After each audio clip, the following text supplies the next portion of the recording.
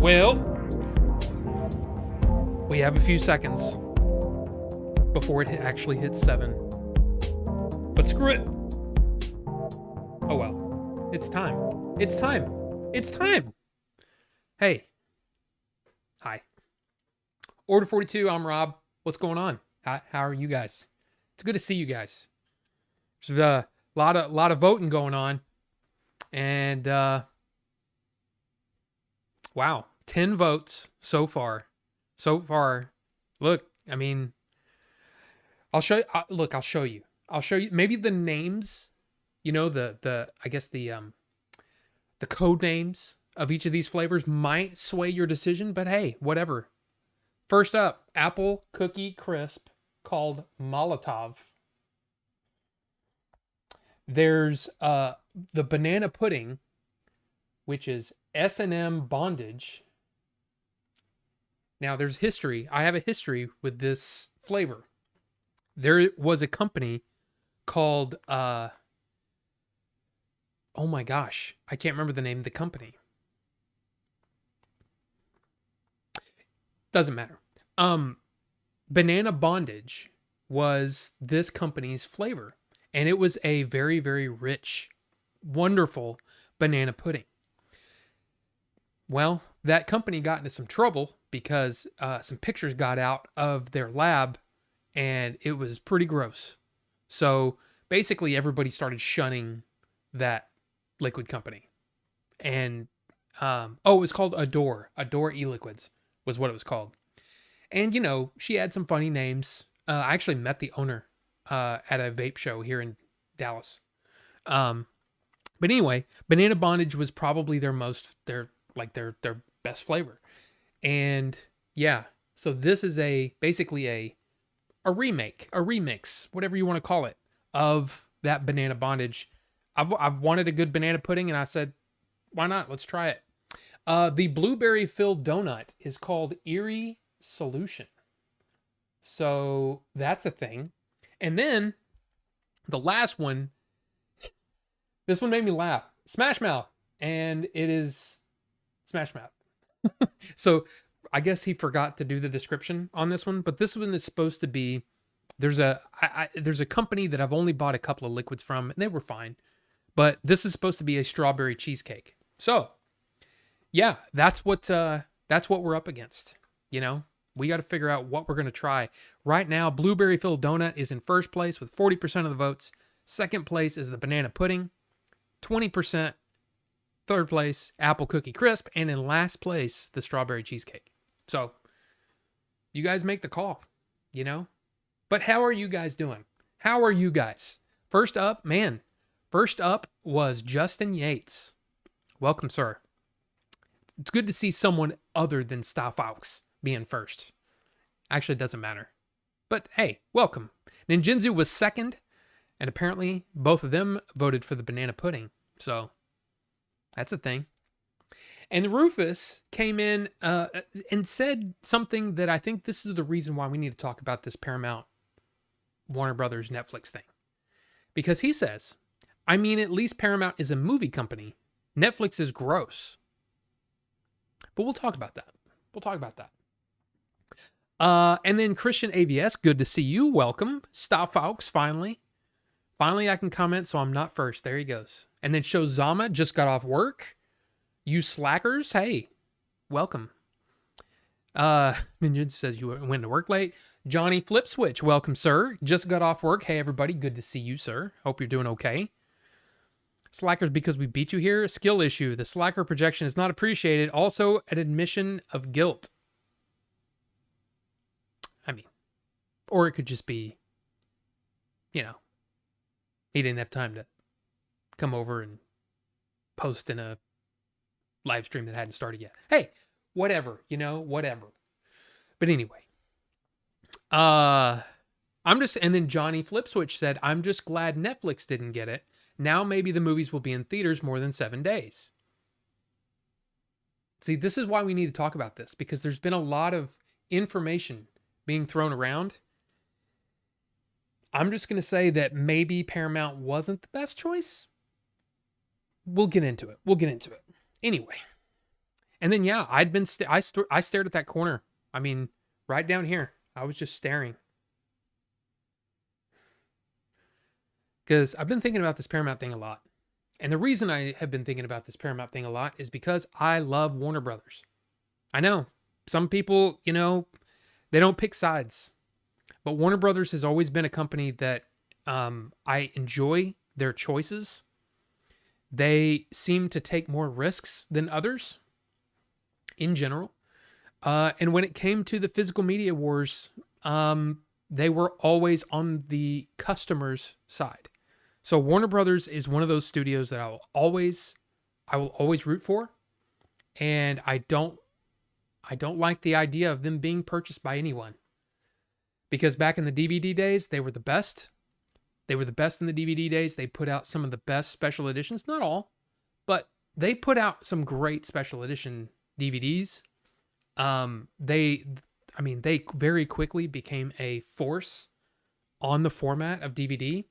Does anybody remember DivX? The video, it's not DivX, the Windows video format.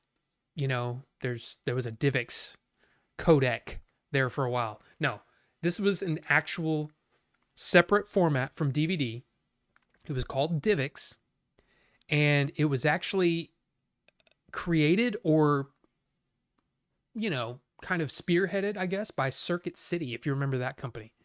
And DivX was a pay-per-view disc where you would buy the movie for, say, $5, right?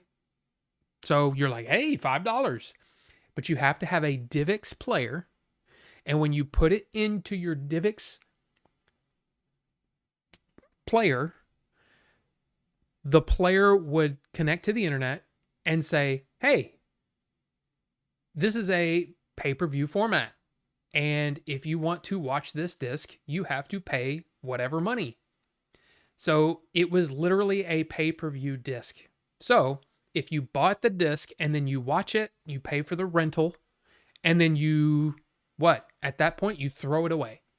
And if you wanted to unlock it, it would be another purchase. So it was always connected to the internet, and it would always be each view was something you had to pay for. So this was a format that a few studios got behind. I can't remember which ones, but I do remember that Warner Brothers fought against it. And they said, we are not going to put our movies on DivX because it's not a customer-friendly format.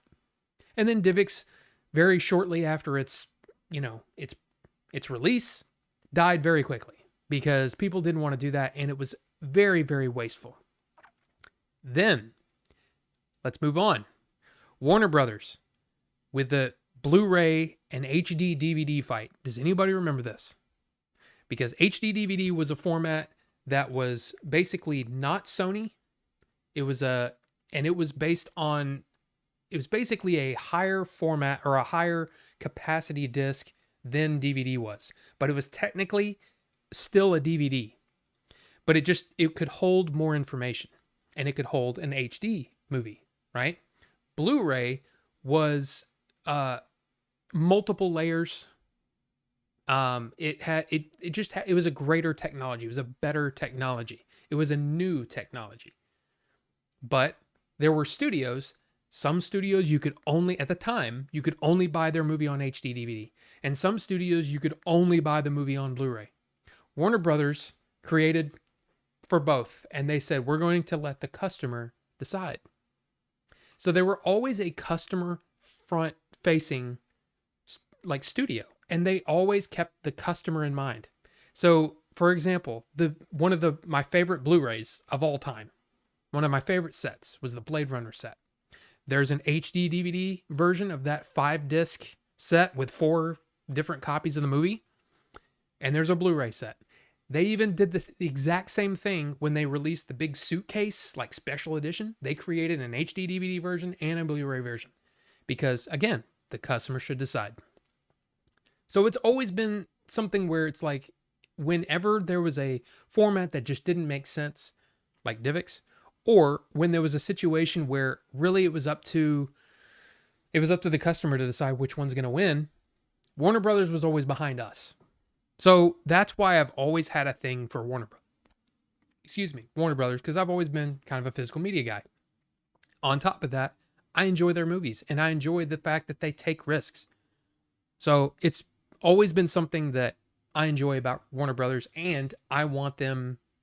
I mean, if I had my way, Warner Brothers would stay on their own. They would be a separate studio from any of the other studios. But that's just my opinion. But I wanted to give you that history of Warner Brothers and why I love them so much, because, it's kind of a thing. Yeah, I don't blink. I don't blink when I'm thinking about Warner Brothers. No. So did anybody watch this thing that Rufus the Red posted? I didn't click on it because I was busy getting ready for the show. Get your comments in now, because it'll take Rob 45 minutes to get to them. Thanks, Justin. Bidet boys. Bidet boys. And look, hey, right now, oh my gosh. So right now, banana pudding is in first place. And tied for second place is apple cookie crisp and blueberry filled donut. It's up to you guys. It's up to you guys. So you guys pick what you want, and we will try it. We will put it in a thing, and we will try it. And I will also say, if you guys remember Atomic Peanut Puff, yeah, this one was up for voting for a couple of weeks, and it never won. It's awful. It is absolutely awful. There is something in it that I don't think should be in it, because it almost tastes like something bad got into it, or something went rancid, or maybe it was an old flavoring. I don't know what it is, but it's gross. And I gave it weeks to I almost said to vent. It's not really venting, is it? No, to oxidize and all that kind of stuff. I was hoping that, maybe that whatever that flavoring that they had put in there, maybe it would mellow out and it would chill out. Because I think what it is it's a flavoring that's supposed to give you that oaty taste. You know what I mean? Like when you think about, well, any of the balls, the little footballs. No, the little balls, like any cereal. It's got an oaty element to it, but then it's flavored, right? So like peanut butter crunch or the crunch berries or Cocoa Puffs or any of those, right? They kind of have that. It's kind of a base layer of an oaty whatever. And I think that's what they were trying to do. But it tastes wrong. It just tastes bad, and it's awful. It's gross. So I left it in my tank for a while, and today I was like, nope, I'm moving on. I'm moving on, and it's gonna eventually go into the jug of shame. So there you go. Blueberry. Well, banana pudding is still winning.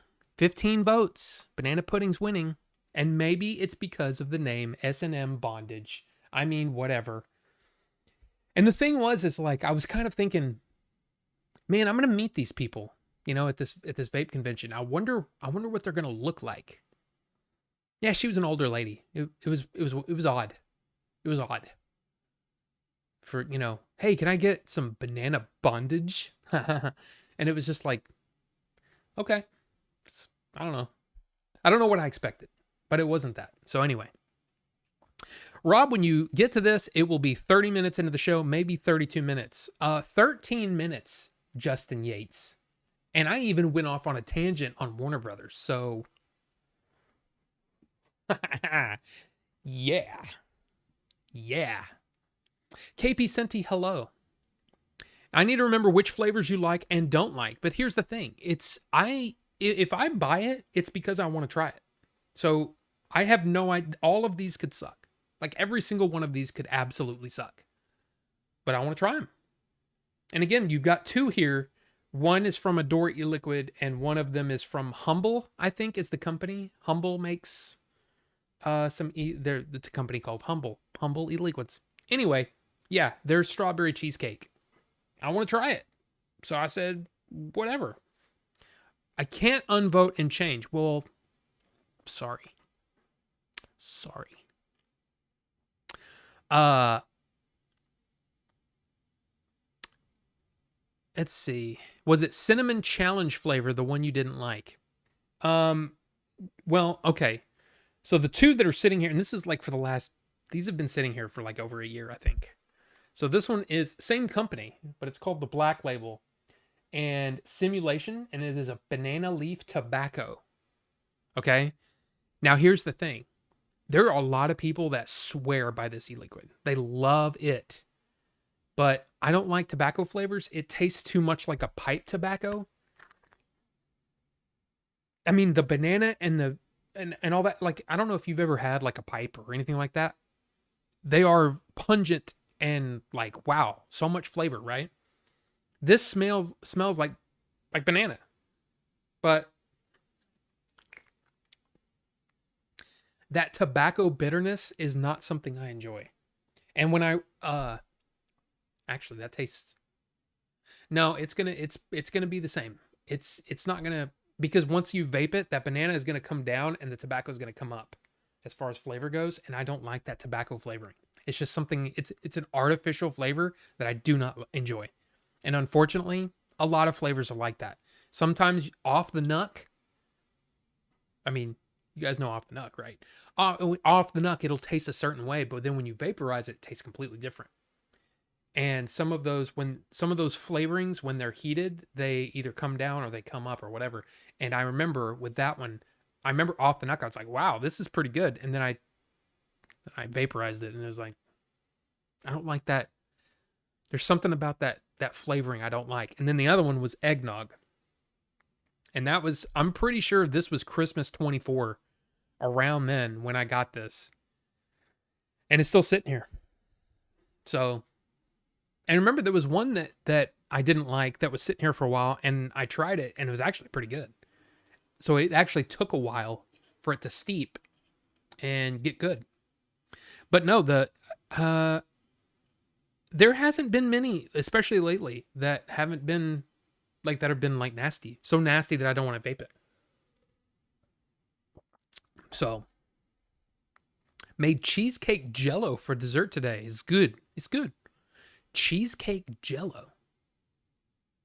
I'm not even sure how that works. Like, I don't know. Is this the voice of God?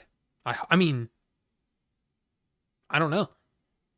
Maybe it is the voice of God. It's not me. If you're hearing me, then no. Hi, I'm Rob. I'm not God or a God. I am just a man. So, there you go. Wow, I can't unvote and change. Well, sometimes that's how it goes. And that's okay. That is okay.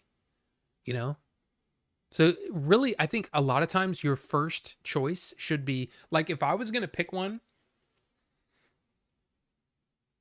me personally, banana bondage or the S&M bondage might be my first choice, just because I haven't had a banana flavor in a while. But I mean, all of these sound good, and that's the reason why they're on the docket tonight, is because all of these are number one. They're liquids I bought, and number two, I want to try them. So, whatever. Whatever. So, there you go. You did a flavor from them last year, right? Oh, I mean, I've done like 2 or 3 orders from this same company, Stevie's Collective, which is like I said, I can't talk about where you can get them, but there is a Discord with a vaping section that you can, ask me questions. And if you're interested, in fact, I'm pretty sure I've already posted about where you can get these. But I can't talk about it on YouTube because it's illegal. So anyway, but yeah, Stevie's Collective, pretty good stuff. I mean, and they have a ton of flavors, like so many flavors. It's crazy. So You can find just about whenever you want, even if you want some bondage. What does bondage taste like? Sweat and regret, shame, a little bit of, anxiety, excitement, a little bit of danger, but hey, as long as you have a safe word. I don't know anything about bondage. I've never been bonded. So there you go. So how do you know the flavors? Well, because it's listed. It's listed on the thing. And there's a new website that they created which basically says, "Hey, I want to see all of your dessert flavors or all of your fruit flavors or all of your whatever flavors." And it kind of gives you the code name and then what it actually is. And some of them are pretty complex. But then some of them are like, vanilla custard. Like this one is, which one was it? Oh, I didn't put that on the thing. I have one that's just called dark vanilla custard, which means to me that means it's going to be a very rich vanilla custard. I want to try that. So, but it might be called, I don't know, Thor's butt cheek or something. I mean, whatever, whatever it's called. I'm pretty sure that's not called Thor's butt cheek. Although, could be tasty. I'm just trying to say, I don't know. But yeah, I mean, it gives you the flavor profile, basically. Goblin 1313, welcome. Cosma, did I say hi to you? If not, hello, sir. It's good to see you. It is good to see you. Frodus boy, welcome to you. Good to see you. Off the nook. Just got home from a meeting and walked home. I mean, healthy.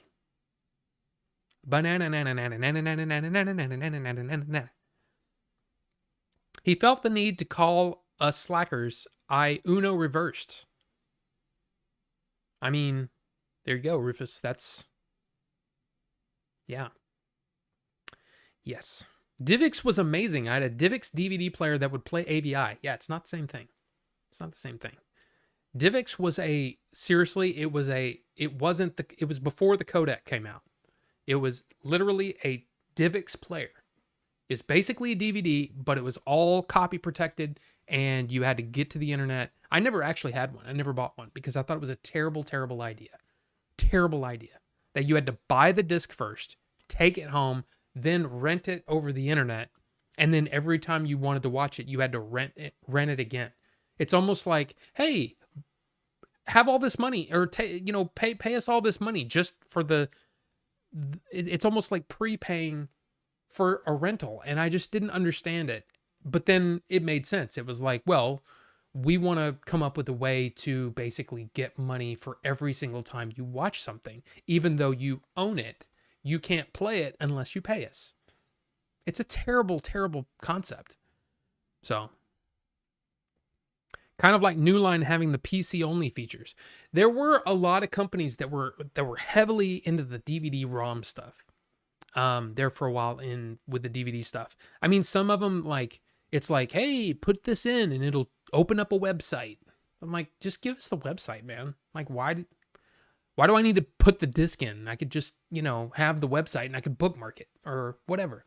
But then there were things where it was like, some of them did some really creative stuff and some of it was really, really lazy. But it was actually kind of cool when sometimes you'd put in the disc and there'd be some like game demo or something on it. And you're like, oh, that's kind of neat. But it was pretty rare. The DVD-ROM stuff was kind of dumb.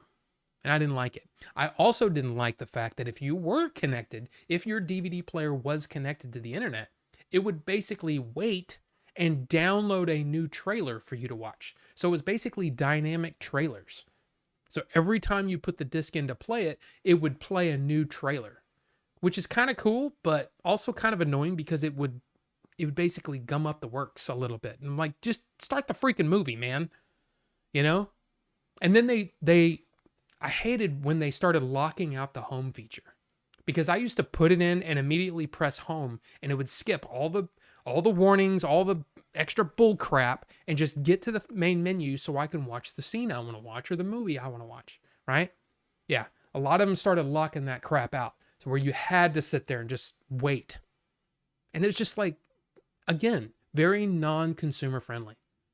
So anyway, that's not how I remember DivX. It was just AVI. I used to convert DVDs to DivX using DVD Fab. Yes, that's true.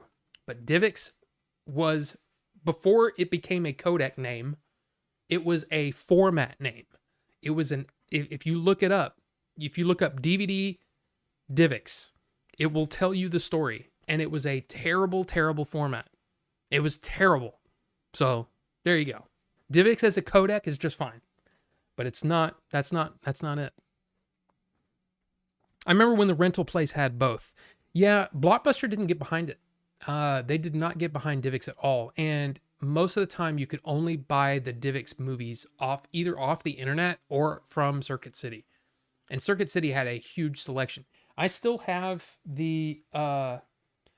it's actually Billy that gave it to me, the DivX copy of Strange Days. So same thing. And if you put it in a regular player, it just says, hey, this is not a DivX player, so I can't play. I'm sure there's a way around it, but I have a better copy of Strange Days. You know what I mean? So HD DVD didn't last long at all. No, but I do have a copy of Hot Fuzz. That's the only movie that I still have on HD DVD. In fact, I think Universal was one of the big proponents for HD DVD, which is why, okay, you have to think back. NBC, NBC Universal, MSNBC, right? Microsoft, NBC, Universal. They were all the same company. So the Xbox 360 came with an HD DVD unit. So you could play HD DVDs through your Xbox 360 using a separate disc drive. I had it, and I had a lot of movies for it. In fact, I think when you bought that drive, you got at least one movie for free, maybe more. Of course, I went the Sony route. I thought that it made more sense to not use the existing aging laser technology on DVD, and that Blu-ray would be a better format, because I think the main reason why most studios kind of went the Blu-ray route was because Blu-rays had a more scratch-resistant layer. So DVDs, I mean, if you remember, DVDs would get scratched and they would stop playing and all that stuff. HD DVD used a technology that was based on DVD. It was just a higher capacity DVD. It just wasn't built for the future. It was almost like, hey, this is kind of cool and we can do this. But yeah, it's got the same problems that DVD has. But screw it, man. We can make more money that way. We'll sell more discs. Anyway, yeah. So HD DVD didn't last long. But I'm glad that Blu-ray won, because I think Blu-ray is the superior format, because I had both. And Blu-ray worked better. And I just liked it. So yeah. I have 2 HD DVDs in my for sale at the moment. One day a hardcore collector will grab them. I mean, the only one that I really would like is, I kind of want an HD DVD of Blade Runner, because I'm a Blade Runner freak. But it's not by any means like a thing. Like, I don't care that much, you know. I've seen it multiple times and just like, eh. So it's not like, oh my God, I gotta have it, you know. But yeah, it's so good. It's only 15 minutes long. Such a great short film. Well, I'm cool. I don't know what it is. Hopefully the nudity is at a minimum. I'm sure it is. It's on YouTube. So anyway, just like Lawnmower Man, also bad. What's also bad? You mean Simulation, Banana Leaf, which is, some people like it, some people don't. I don't know. I have a Highline. Torque. Welcome, Torque. I have Highlander on Blu-ray, but the quality wasn't very good. But see, here's the thing. And this is the thing that you have to keep in mind for any format, whether it's DVD, Blu-ray, anything. Any format. if the studio doesn't properly encode, and if they're using an old transfer, there are so many ways that you can absolutely screw up a Blu-ray. All Blu-ray will give you is the most bit rate possible for that format. So as long as you author it correctly, it will look as good as you're transferring it from. It will look really, really good. That's why, to me, Adventures looks great on Blu-ray, because he authored it very, very well. And I think it looks fantastic. I mean, sure, yeah, you could probably say, oh yeah, there could be a 4K version at some point. Well, maybe, but I'll just say that the Blu-ray looks great. Now, if you're using a substandard transfer, doesn't matter what format you put it on, it's going to look like, it's not going to look good. So it could depend on whatever studio owns Highlander. They just didn't do a good job on the transfer. And then so many times, especially recently, there have been very, very subpar transfers of, older films, I'll just say. I mean, I think probably a lot of us think of Highlander as not being that old, but it's almost 40 years old now, right? I mean, I don't know exactly when it came out, but it's getting up there in age. Well, at the time, all they had was, pretty much the 35 millimeter print. And probably the first time they encoded it digitally was probably a DVD version, a subpar, a low resolution version of the movie. And a lot of times people would just upsample the low res, and a lot of studios are still doing that. But they'll upsample the lower resolution digital intermediate that they have, and then try to transfer that to whatever format and just release it. And they don't care. They just want to put it out there. So, for example, a movie that has a really, really bad transfer for the longest time had very, very subpar transfers was the Dollars trilogy.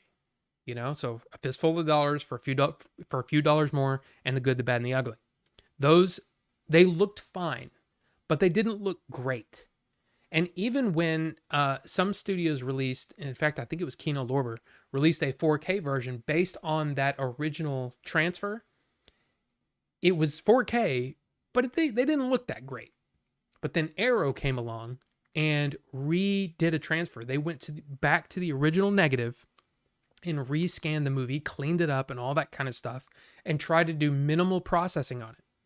So the Arrow versions of the Dollars trilogy look so much better than the Kino Lorber version, even though they both say that they're 4K discs. So it all depends on the transfer. That was probably a very long explanation, but there you go. It's all dependent upon the transfer. Ryu's Realist, good to see you. I was worried for a sec because of the cartels in Mexico. The main Blu-ray manufacturing plant is in Guadalajara. Yeah, I mean, there's a lot, man. Dude, look. I mean, we're 30 minutes in right now. Okay? I just want to say that, man, the world is going nuts right now. There's just a whole lot going on. Politics, not politics, wars, cartels. I mean, there's all kinds of stuff going on. My thing is, I just want everybody to be okay. And I want everybody to, life, liberty, the pursuit of happiness. That's basically how I go about the day, And as long as you're not hurting other people, you should be able to do whatever you want to do. That's it. Period. If I want to vape, I should be able to vape. I'm not hurting anybody else. So I should be able to do it. So, and that's the way I look at it.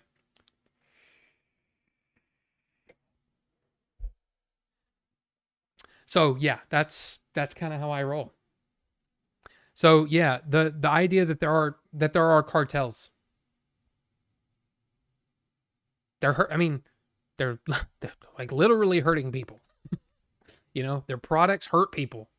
And you could argue the same thing here, but I don't think that's the case with that. But come on, you know what I'm talking about. There are people that are hell-bent on making this a terrible place. So anyway, I just hope everybody's okay. I want the best for everyone. I don't choose. I'm not one of those people that you can put in a bucket and say, oh yeah, I can guarantee you Rob thinks this about this issue. You may be wrong, because I don't follow party lines. I follow humanity, and I follow logic and reason. So that's how I roll. Is there a logic and reason party? I don't think there is. There are things that every party in America, every party, they will say things and do things that I don't agree with. So I don't align with anyone. I align with my like I said, my morals, my values, honor, courage, integrity, and do the right thing because it's the right thing to do. Not because somebody's looking over your shoulder and whether that be, God, whether that be the law, whatever. I say do the right thing because it's the right thing to do. Do the right thing when no one's watching, and don't pat yourself on the back for doing a good thing. That's another thing. Do the right thing, sure, but don't brag about it, because then you're just a freaking cloud chaser. Anyway, so yeah, there we go. Ricky, hey, you be careful driving home, sir. You're probably already left, but hey, be careful. Pepinate?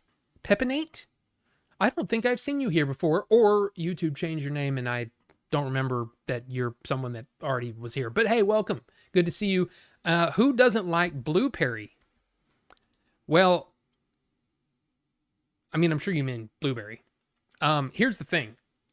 I'm one of those people that I like just about every flavor. There are some fruit flavors I'm not a huge fan of, and some of them are because the vape flavoring doesn't taste right.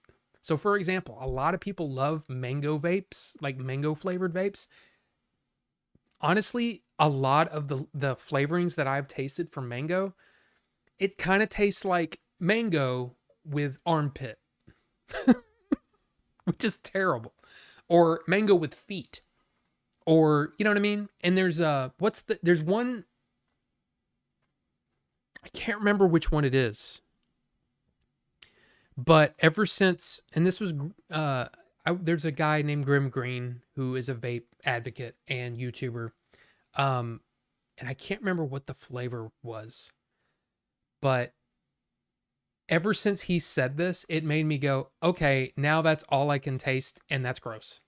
And he says, it tastes like the inside. You remember back when you were young and you went trick-or-treating and you had like a Halloween mask, and it's got that latex. He says, it tastes like the inside of a Halloween mask. And I'm like, okay, that ruined that flavor forever. So yeah, some flavorings are just kind of funky, and that's why I don't I don't like 100% navigate to just a fruit flavor.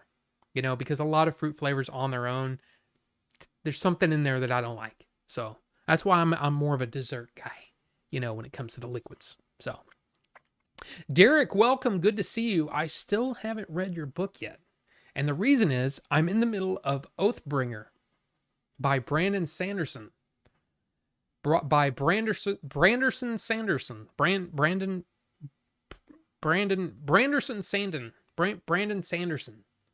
Sanderson. Anyway, that's a huge book. It's like the audiobook is like 60 hours.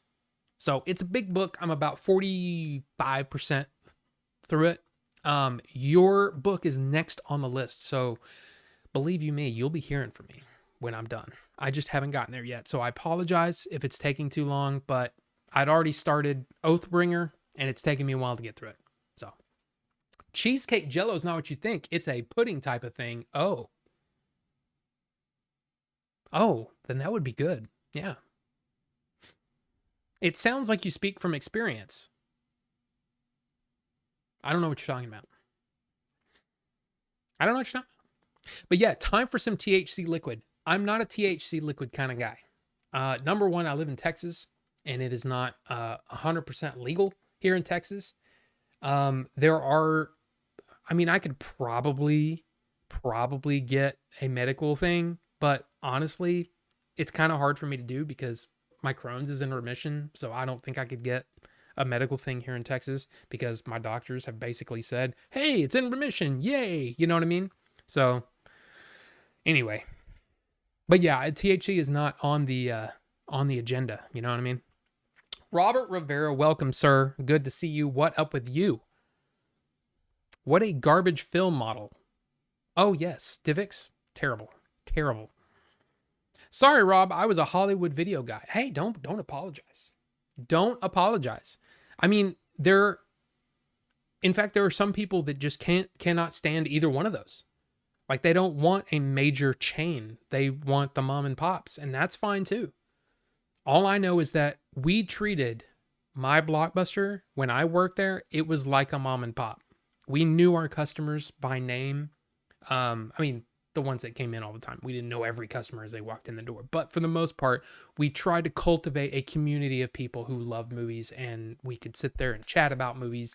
There would be a new movie that would come out, and there would be a guy, hey, put me down for such and such movie.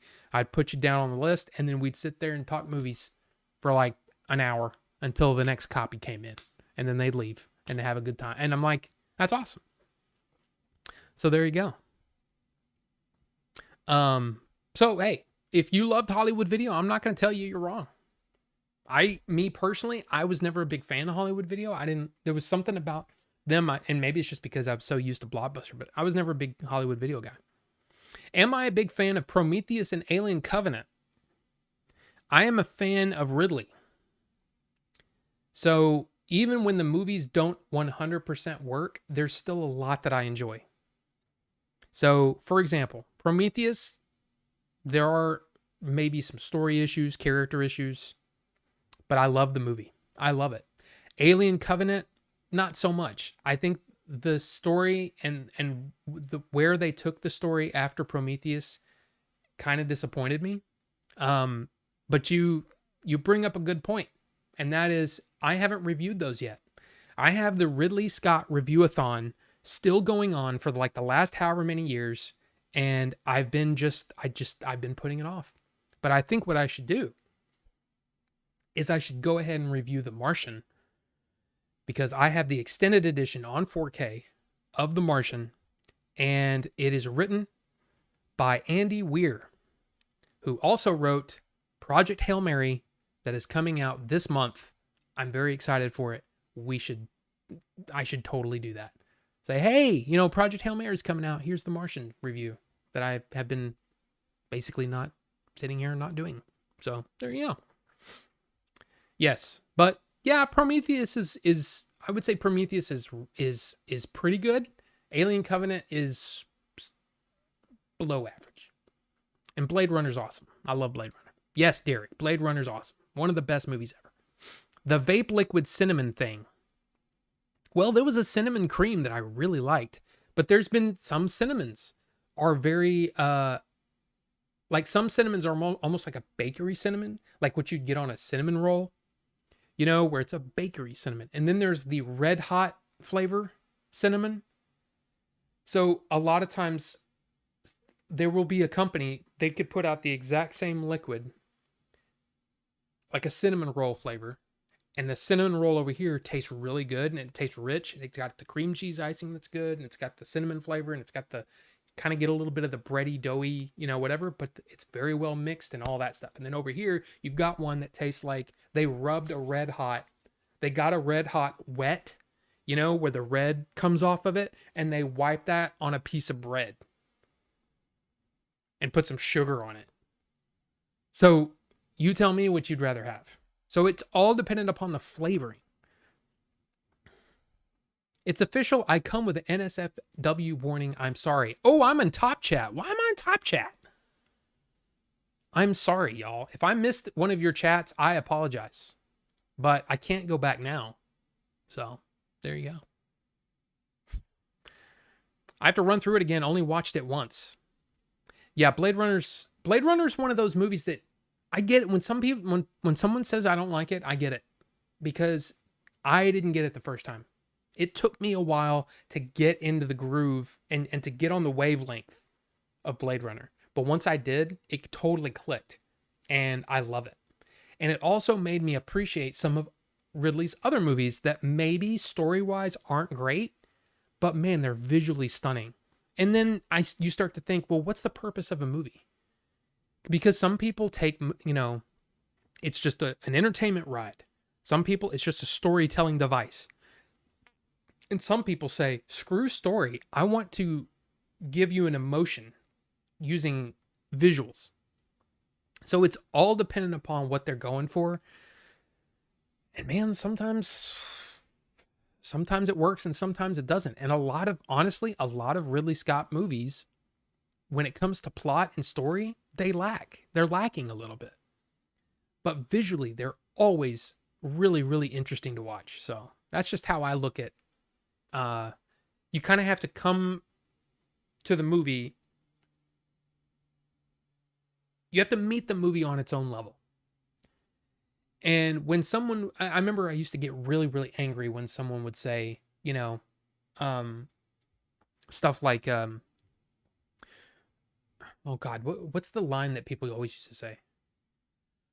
It is what it is kind of thing, where it's like the sentence, it is what it is annoying to me because you're not explaining what it is. You're just saying, well, it is what it is. It's like saying this cup is a cup. Okay, but what is it? It's a cup. I know it's a cup, but what is it? Well, it's a cup. Okay, I'm done. So it's almost like people would say that in order to quit the conversation instead of actually explaining themselves. What I'm trying to say is, yeah, that's not a good way to review things. So,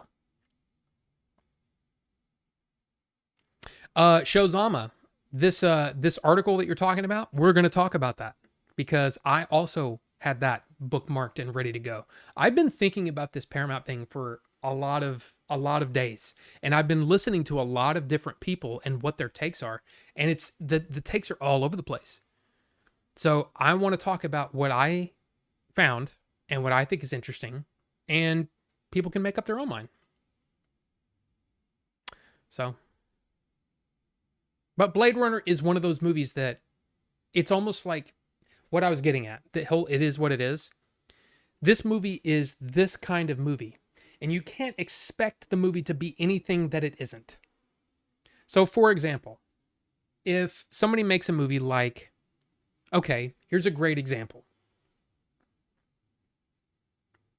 Transformers the movie. Now, if Bucho's here, his eyes just lit up because he's like, oh, Rob's going to talk about Transformers again. So, the Michael Bay Transformers film. You can't expect the Transformers Michael Bay film to be just a live action version of the Transformers the movie that came out in 1986 or whatever. The one with Orson Welles as Unicron and Hot Rod Judd Nelson and, you know what I mean, Leonard Nimoy as Galvatron, all that kind of stuff. You remember that old cartoon, the movie cartoon, Hot Rod, Rodimus Prime, Ultra Magnus, all that stuff, right? Wreck-Gar, right? You can't expect the Michael Bay movie to be on that level, or vice versa. The movie is going to be what the movie is going to be, and you have to judge it on its own merit and not what it could be or what it isn't. I mean, sure, you can say, well, it really annoyed me when they made this character do that. But that happens in life. In life, some people will make a decision that you go, I can't believe they did that. So it's almost like you can't be disappointed in a movie because you didn't like the actions of a character. The only thing, at least in my opinion, I mean, it may make you say, well, I don't want to watch that movie again. Well, that's fair. But you have to judge the movie on its own merits. What is the story being told? Was the story effective? Were the characters true to themselves in the story? Consistent? And was the plot something that was well done? And then on top of that, on the technical side, is it technically done well? Did the movie set out to do a certain thing? Did it do that well? That's how I judge movies now. It's different than I used to. And for me, Blade Runner is a movie. It's basically an art film with a very, very mid to high budget for the time, you know, as far as special effects and all that kind of stuff. And it's telling a deeply sci-fi story. Did it do well on those merits? Yes. In my opinion, 100%. Do all of the stories make decisions that I like? No. But that's life. That's just what it is. So, I don't know. I'm probably just running in circles. But you get, I hope you get what I mean. Is that you shouldn't judge a movie based on what can never be. You know? You can't say, well, I wanted Luke to come out and, you know, just basically act like a super soldier. Well, that's not what the movie was. You can't expect the movie to be something that it isn't. You can lament the fact that they didn't take a chance or whatever, and you can just say, hey, the story was not well done. And for the most part, I'd agree. But I think that the Luke version of the story was good. It was well done for what it is. There are a lot of things that those movies did that were really bad. So that's how I judge a movie. Based on, are the characters consistent all the way through, all that kind of thing. Benjamin Ursa, Major 420. That's a mouthful. Benjamin, welcome. Good to see you. Hope you're doing okay. John oh yeah, I already said that. Not everyone feels the same, but if the movie hits for you, it hits hard. Yes, it does. Long live El Mencho. I'm not sure what that means, Benjamin. I think that might be something that I probably shouldn't have said out loud. Might get me, I don't know. Maybe YouTube will be like, oh, we can't monetize that. I don't know. Samuel, welcome. Good to see you. And Ninjinzu, man, I'm telling you. Yeah, road rage. I mean, dude, all of that stuff, man. There's so much going on. People are tense. And that's why, like, at least from my perspective, I'm one of those that I try to be positive. And sure, there are some things that are not going great in the world, but I don't know enough about that to speak on it intelligently. So I'm going to talk about the things that I can speak intelligently about, and that is movies. And I'm going to try to be positive and try to basically put the message out, man. Like I said, do the right thing. Not because someone's watching, but because it's the right thing to do. And don't brag about it. Just do the thing.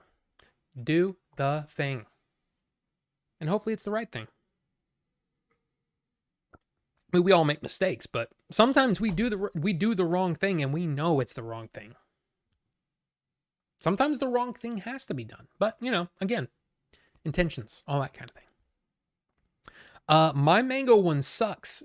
Yeah, see, sometimes the mango, I've tried many different mangoes over the years, and it's just not, I don't like the flavorings being used. But then there are some strawberry. Like, I love strawberry, pretty much anything. I mean, berries are my thing, I mean, apple, but banana, okay, blueberry and strawberry, right? I have blueberry and strawberry, a lot of stuff, right? Mixed berry stuff. I have all kinds of mixed berry stuff, right? But there are some strawberry flavorings that I can't stand. I don't like it. It almost tastes like you're eating the leaf, that's on a strawberry sometimes, it's like you're eating the leaf. It just tastes gross. I don't like it. So you never know. There could be a mango out there that's awesome, but it's just not, I haven't found it. Only do the vapes. Only do THC vapes. I had a watermelon one that was pretty good. Yeah, Benjamin. I mean, if you have, especially if it's available legally for you, I mean, I'm not against it at all. In fact, I find THC to be very helpful for some people. But it's because it's not legal here, and because the only one that I have that was from California, just basically knocks me off my ass. I don't do it. I don't do it much. In fact, I haven't done it in months. In fact, almost a year probably. It's all chill in the hood. No problem, Derek. And like I said, I will read it. I mean, I bought it. I'm sure the cartels in Texas have a good price. I mean, that's probably true, but not my thing. I just saw Bonobo. Okay. My chat just went like that, and it went to the end. And I just saw Bonobo Juice's I was once a dancer named Cinnamon. What's up, Bonobo Juice? Let's see. Suncoast video. I wasn't sure if you were all with me there. That store was awesome. Amazing store, but super overpriced. Like there was many things that I bought there thinking, oh my God, man, this is awesome. I can't believe I get this. I got this. And then I would find it somewhere else for like half the price. So Sundance was one of those where they had an amazing selection of stuff, but man, they really loved their stuff. Honestly, it was a lot like Blockbuster. Blockbuster's sell-through stuff, not rental stuff, but their sell-through stuff was overpriced like crazy. And a lot of times what I would do is I would save stuff, take it off the shelf, put it in my little drawer, my save drawer, and I would wait for the price to come down, which is probably not the right thing to do. But it's, I was young. What are you gonna do? What are you gonna do? I rented from the grocery store, 49 cents for even new releases. I mean, back then when grocery stores, at least where I grew up, I mean, the Kroger that Billy and I worked at had a video store thing. And in fact, I'm pretty sure that's where I rented Clerks for the first time. For sure. But then I think I had to go, for some reason, I don't know if it was checked, it's probably just checked out, but I had to go to Blockbuster to get Pulp Fiction. So, yeah. But yeah, man, dude, grocery stores were awesome for that. You go to the grocery store all the time anyway. You know what I mean? It makes sense. G.I. Joe. Oh, I went to all of those Suncoast. Wait, I went to all of those. Suncoast was cool. I got the G.I. Joe VHS movie there. We had a lot of mom and pop shop video rentals as well in the neighborhood. We had a lot of those too, but Blockbuster was the one that we always went to because they had the best selection. I mean, it's just they had the best stuff. So when I worked at Blockbuster, I did the same thing. We fought management constantly to keep that human connection in the store. We had to fight to have a staff pick section. Yes. Yeah.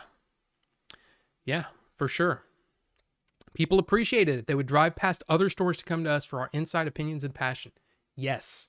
Again, I loved our customers and I think the customers loved us, And especially like on Friday and Saturday nights, we actually had a security guard.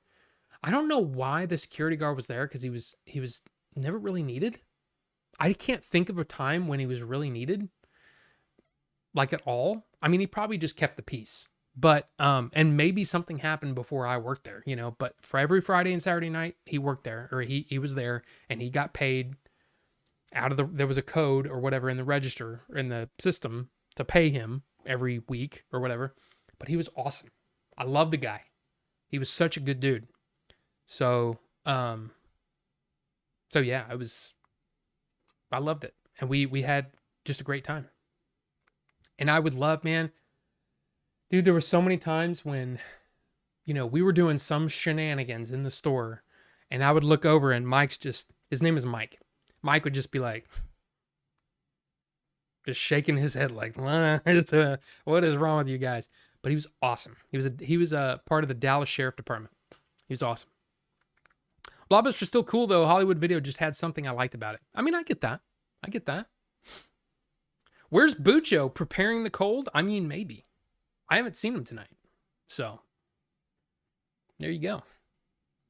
What's up, Bonobo Juice? Oh, I already said Bonobo Juice. Hi! Ridley should have capitalized on the 2000s VH1 reality show Boom. He and his family could have starred in Ridley Knows Diddley.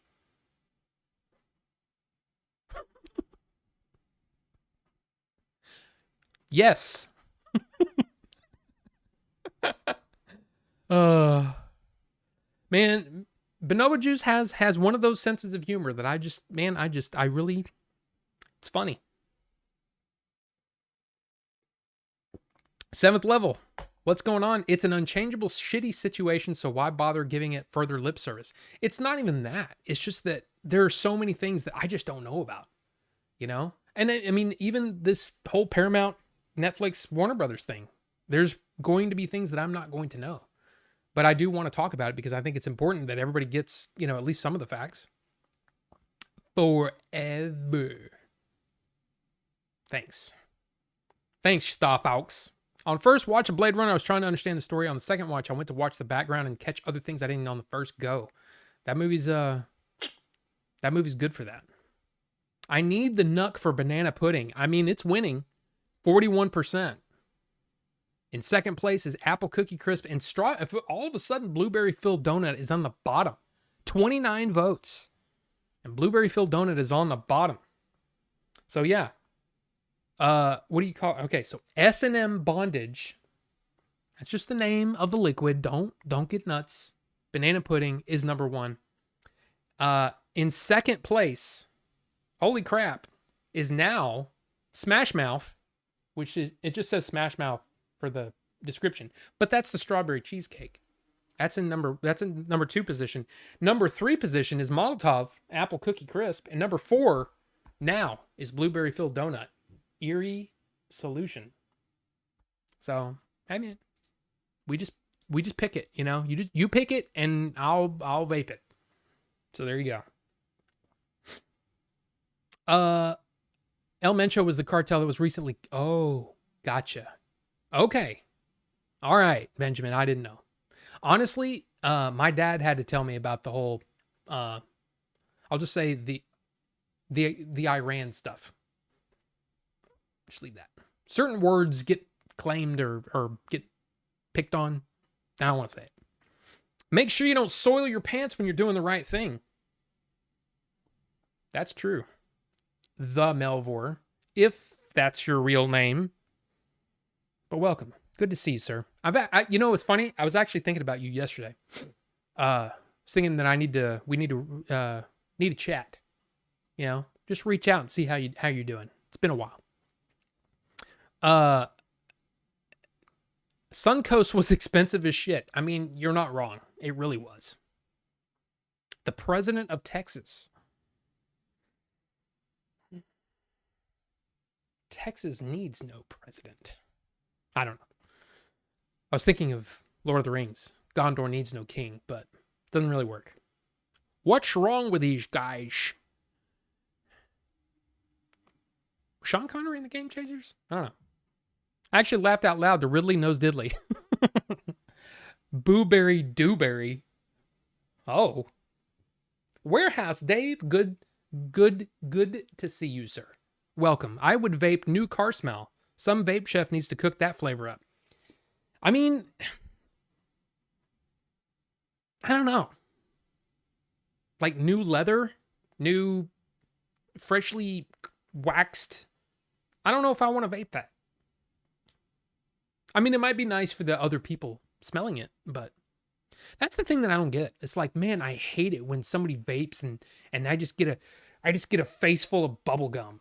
I'm like, would you rather have the Satan's butthole cigarette flavor in your face? Why would you be a man and smoke a cigarette? I've seen that. I've seen people say that. And I'm just like, yeah, be a man and get cancer and die. Like, I don't get why you would. No. Vaping is at least 95% safer. And look, I get it. Some people just don't like the idea of a cloud. And that's fine. That's why I try to be incognito a little bit, when I'm out in public. If I'm in my car, it's on like Donkey Kong, if you know what I mean.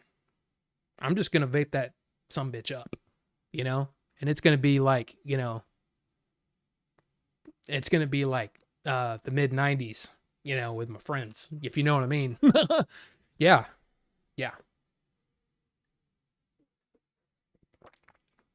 Well, I finished my tea. I think it's time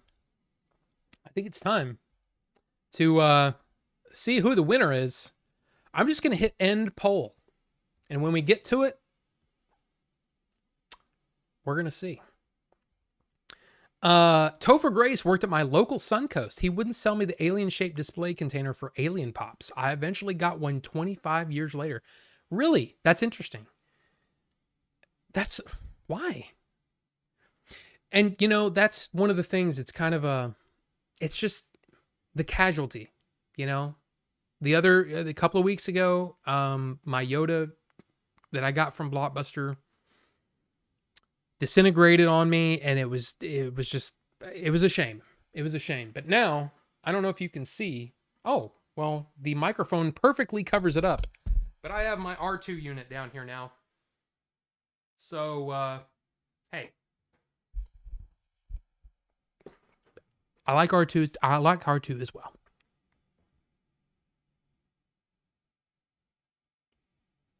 What is that? Okay. Suncoast was good if you pre-ordered there, since you would save on the regular price, where I would get my anime on VHS and then DVD before they closed. I know, Bruce Campbell. Bruce Campbell. I don't know if you guys saw that, but Bruce Campbell basically posted on Twitter that there was a lot of, or Twitter X, whatever you want to say, maybe Instagram too, I don't know, but he posted that he has got a treatable but not curable form of cancer, and that he is undergoing treatment, and that he has to cancel a lot of his appearances this in the upcoming months because of these treatments. So it's just a bummer. It's a bummer to read that. It's a bummer to hear about it. I think we all wish Bruce Campbell the best. It's just one of those things, you know. So we get to the juice. Bananda? Is that Amanda's brother? Bananda? Bananda? Anyway, Banana Bondage, S&M Bondage. That is what won. That is what we're going to vape. So I'm going to just shake this up a little bit just to make sure, you know, just to make sure. So that is a thing. Let me see here.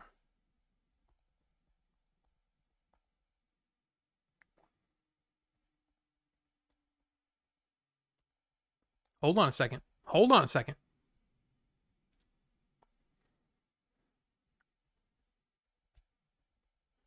And there's a surprise.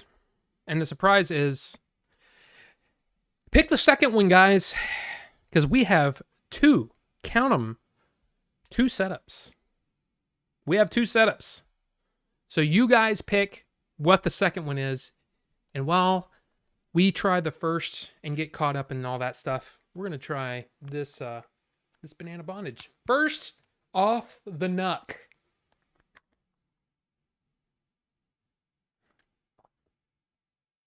I mean, it smells exactly what I remember.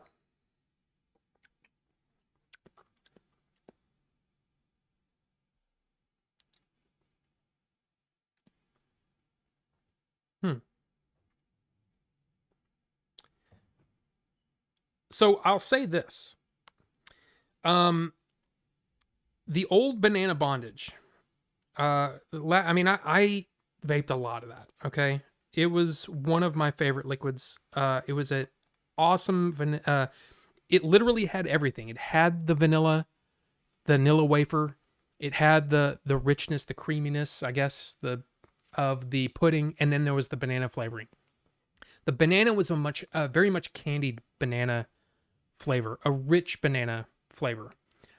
This one has a little more of an authentic banana flavor. Off the nuck, I should say.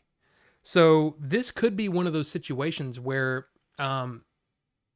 it may be reminiscent of the original flavoring that he's trying to do, but it's not going to be exactly the same, which, you know, I welcome that. Okay. It's got some, definitely got some juice to it.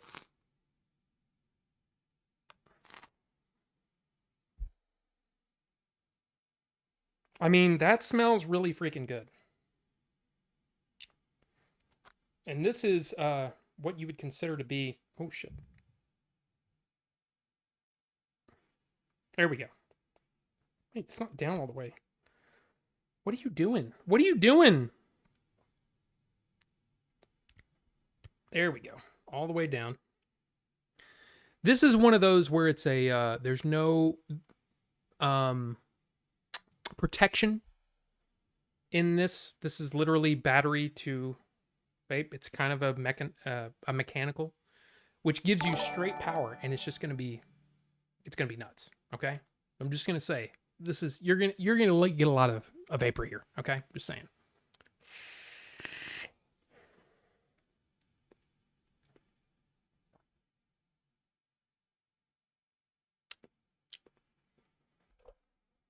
Hold on a second.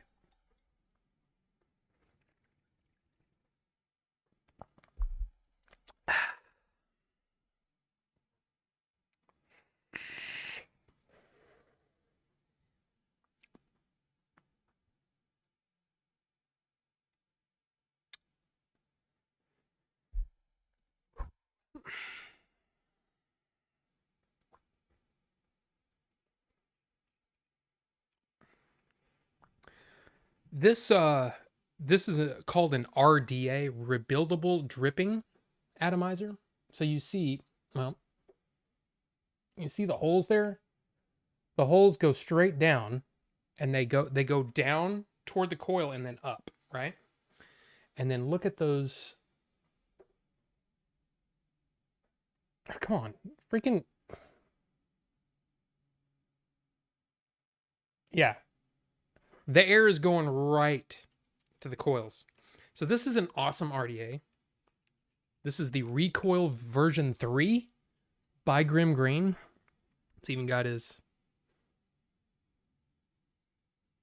the green Recoil logo.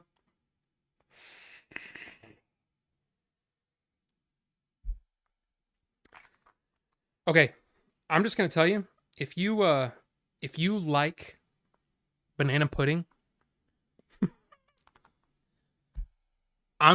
next time I'm getting a much bigger bottle than a 60 mil. I get a 60 mil because I don't have to vape through, like this is 100 mil. This takes a lot longer to get through. So if something isn't like, if it's something's mostly just okay, I like that I only have a 60 mil because it doesn't take long to get through it. I'm going to plow through this. I know I am. I'm going to plow through it because this is amazing. Okay. So banana pudding, S&M bondage is the name of the liquid from Stevie's Collective. If you're interested, it's awesome.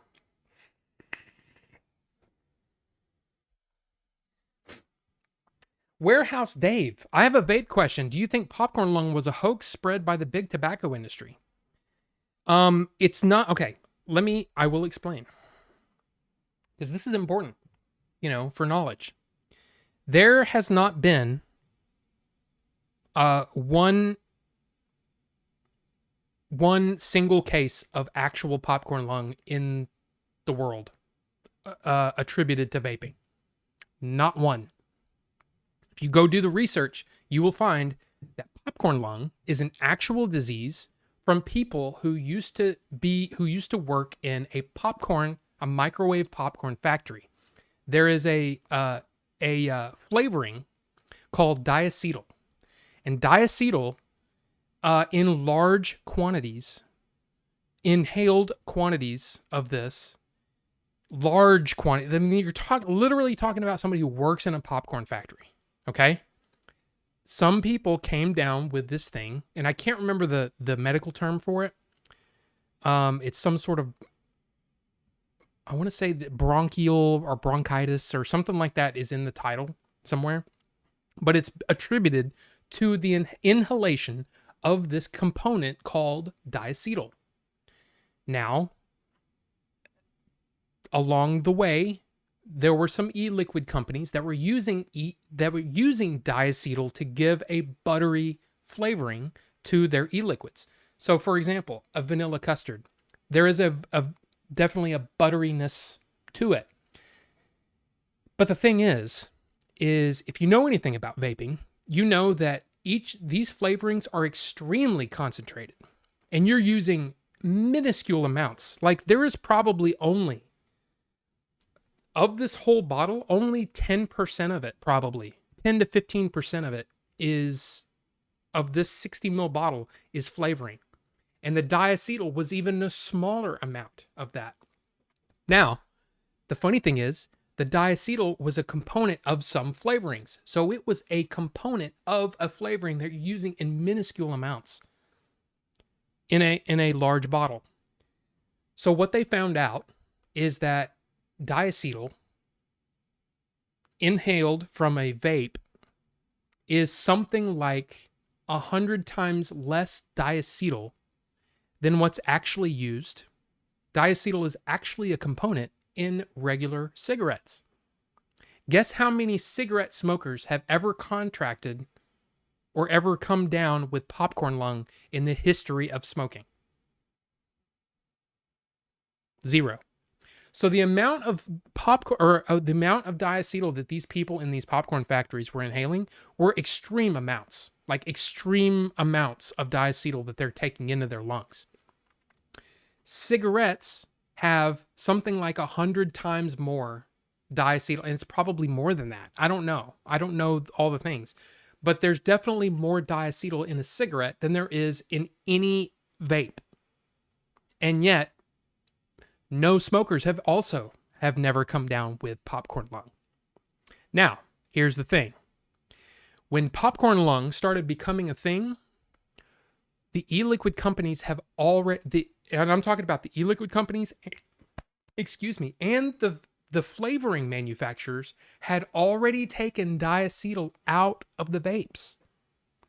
So now all of these flavors, and that's why I've said over time, if you've watched this stream before and you've listened to me watch me vape flavors, there have been some times where I'll vape a flavor and I'll say, yeah, I tried the old version of this and they've changed the recipe.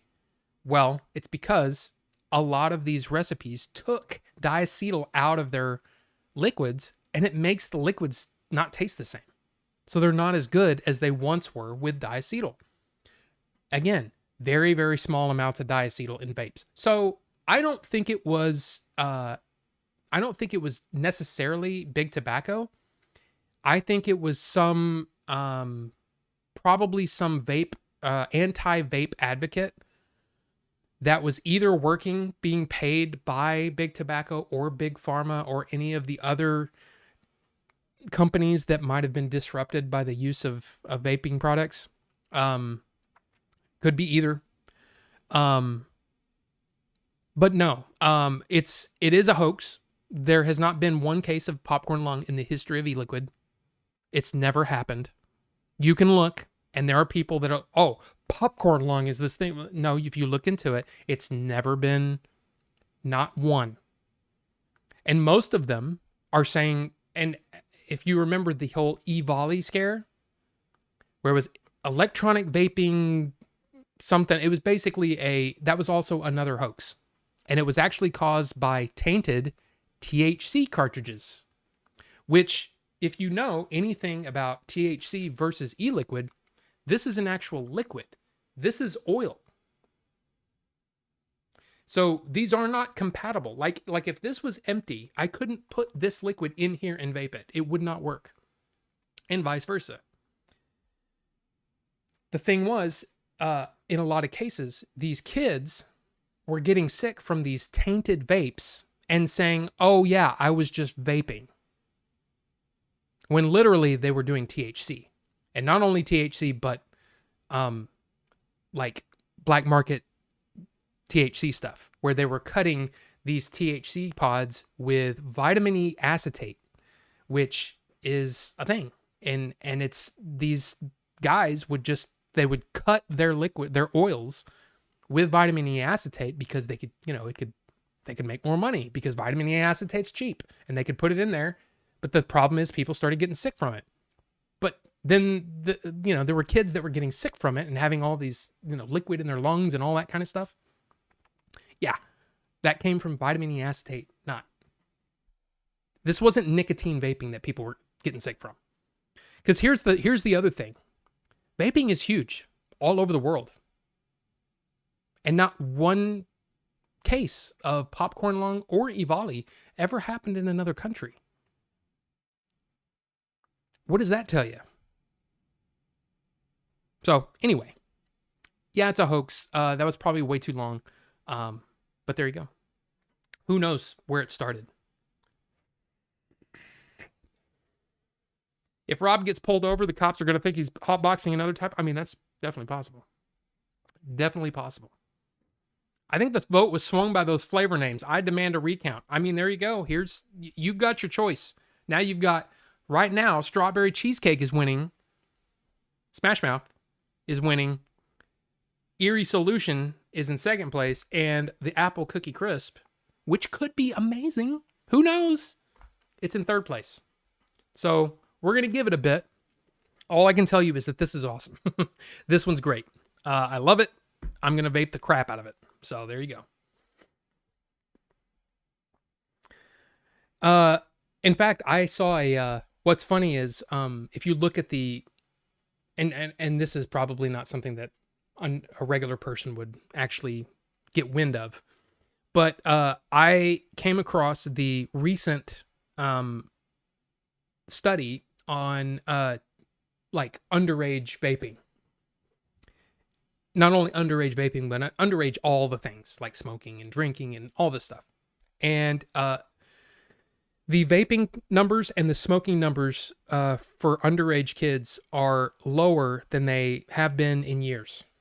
Like it's ridiculous how many kids are not doing this thing. And yet I saw a billboard the other day and it said 1 in 10 kids vape. And I'm like, that's not right. That's not correct. That's not correct at all.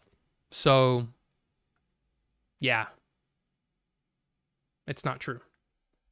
It's not true. So, the fact is, people, they can put this crap up as much as they want, and it's all lies, and there will be people that believe it. And all I can tell you is that I've been vaping now for 12 years. I have not had a single health problem since I've been vaping. In fact, my stamina is better. You know, I can run. I don't get tired as easy. Like I said, I can taste things and it doesn't smell like, you know, a butthole. So that's all I can tell you. But I'm just one person, right? I'm just an anecdote to the FDA, right? They don't care. I'm just telling you, I've been vaping heavily for a long time. And I've never had a problem.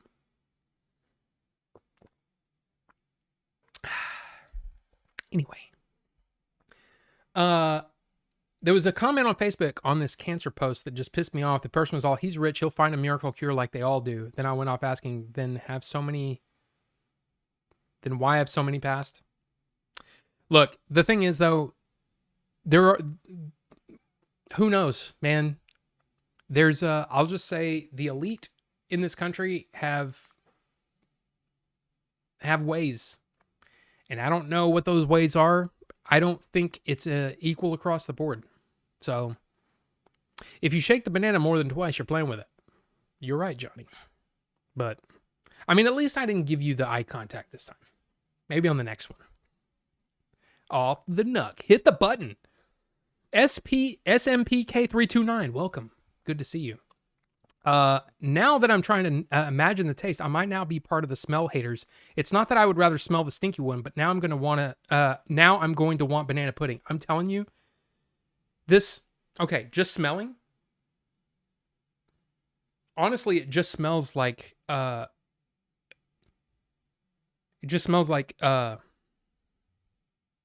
candied banana or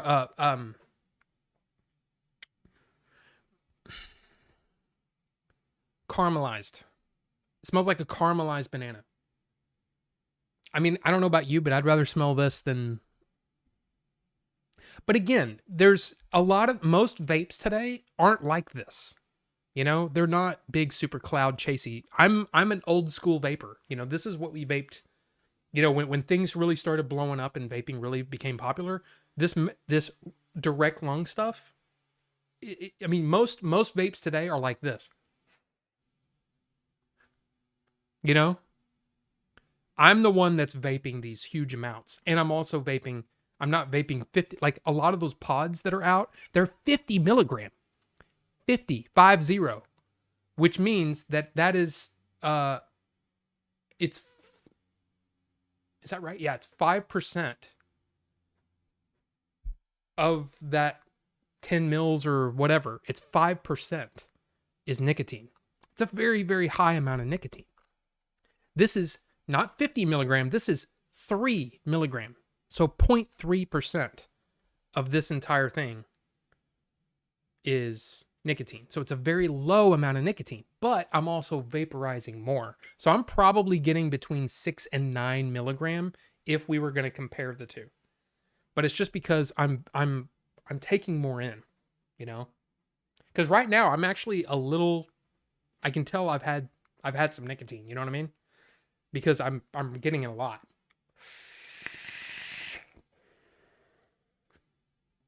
But damn, that's good. Seriously, this is the best. So far, this is my favorite Stevie's Collective I've had so far. Period. And this is probably my 21st, 22nd. I've had a lot. This is my favorite one so far. So there you go. Showing us his coil. I know. And Chris, welcome. Good to see you, sir. Nanner Puddin' team. Oh, imagine Nanner Puddin' then. Just saying. Getting a banana pudding bundt cake for my birthday. Ooh, that sounds awesome. That sounds great, actually. My birthday's coming up too. I'm going to be old. 5 decades, which is crazy to think about, but it's happening. This popcorn lung thing sounds like the scromiting thing they're pushing now over cannabis. Look, here's the thing. Legal cannabis use, legal vaping, all that kind of stuff, it all cuts into profits from big tobacco. And big tobacco makes a lot of money a year. And then I've talked about, I'm not going to go into it, but if you look up the, what was it called? It's a law that was passed by Congress. Or no, it wasn't. Oh God, what was it called? It's basically a thing where each state provides the number of smokers in their state, and big tobacco pays them based on the number of smokers in their state to get them health benefits. How many of those health benefits are actually given to smokers? I don't know. But it's a deal that each state made with the tobacco companies. And it's something like in perpetuity. If you have so many smokers, we'll give you this much money. There were certain states that actually took out bonds based on the amount of money that they expected to get from the tobacco companies. The problem is, all of a sudden, people started quitting smoking in droves because of vaping. Vaping blew up, so they weren't getting as much money, which meant that they might default on their loans. So they had to get people smoking again. So they started banning flavors, banning the sale of e-cigarettes in certain counties and certain whatever, right? And if you look, the states that took out the most bonds and that had the most to lose by many people smoking were the states that have banned flavors and have banned sale of e-cigarettes.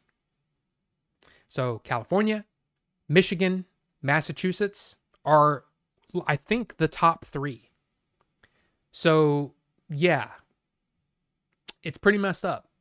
And it's all about the money. It's not about public health. It's literally, and on top of that, they keep saying, oh, the kids, oh my God, the kids. When in reality, the kids weren't, sure, there are going to be kids that try it. But the thing is, they keep trying to ban shit. But they also raised the legal age of any tobacco product, which this is considered a tobacco product, by the way, even though there's no tobacco in this. this is considered a tobacco product. They raised the legal age to 21 and then said, we got to save the kids. We got to ban them. But they're already breaking the law because they're under 21. So you're double banning them? Are you saying the law doesn't work? Because now you have to ban them? Why are you banning them? They're getting them somehow. So it's just, it's a bunch of BS. And it's not about public health. It's literally about money, because they will make more money. The states will make more money off of you if you smoke and get sick, which also Big Pharma's in that too. Just saying. Because, you know, there are things like Chantix and Nicorette gum and all that stuff. Yeah, it's cut into their profits as well. So there are a lot of people unhappy from the rise of vaping in America. Oh, and by the way, isn't it interesting that in England, where medicine is socialized, they actually have vape shops in hospitals. So that when people are getting over their surgeries, instead of going outside to smoke in the parking lot, hey, try vaping. It's actually better for you. So it's interesting, isn't it? Anyway, let's move on from the vape talk. Well, we're about to do it some more, but in fact, I'm going to go ahead and, I mean, look, 17 votes. I mean, I don't think it's going to change. Strawberry cheesecake is number one, so we're just going to go with the Smash Mouth. But let's get caught up here and let's see. But yes, cannabis also eats into those sales, which is why they don't want cannabis legal either. So, BS Mario Karts from 2018. Oh, which is why THC vaping is only worth it if you get rosin, not wax. Still smoking vape top, switching back and forth between this and cinema insomnia. I'm sorry, Shozama. I'm sorry. But somebody asked a question. I felt like I needed to answer it. Slade's Movies. Let me be one of your PAs or editors, please. I can't afford that. No, I can't afford that, and I don't put out enough content to warrant hiring anyone. At least not now. But Slade's, I will keep you in mind if I ever blow up, like, for some reason, and I need help. Like right now, I don't create enough content to warrant that. I appreciate the idea though. I'm still a nobody. So it's I appreciate it, but yeah, it's not needed. But thank you. Hope all is well. Pixel Phoenix, welcome. You probably just popped in to say hello, but hey, welcome, sir. Good to see you. It's not true. I did not hit her. I did not. Oh, hi, Mark. I will work for free right now until I get a really good offer. I mean, again, I don't have enough to warrant any more work, you know? And plus, yeah, it's just, yeah, at this point, it's nothing. It's just nothing. What up, playa? Butthole flavored vaping is the next craze. I mean, Melvor, you're not wrong.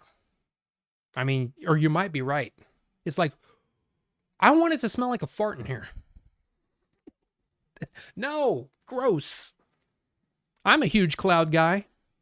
Well, I mean, the amount of people that vape like I do is very small in comparison to the people that buy pods or buy the disposables and all that stuff with the really, really high nicotine. It's just not something I'm into.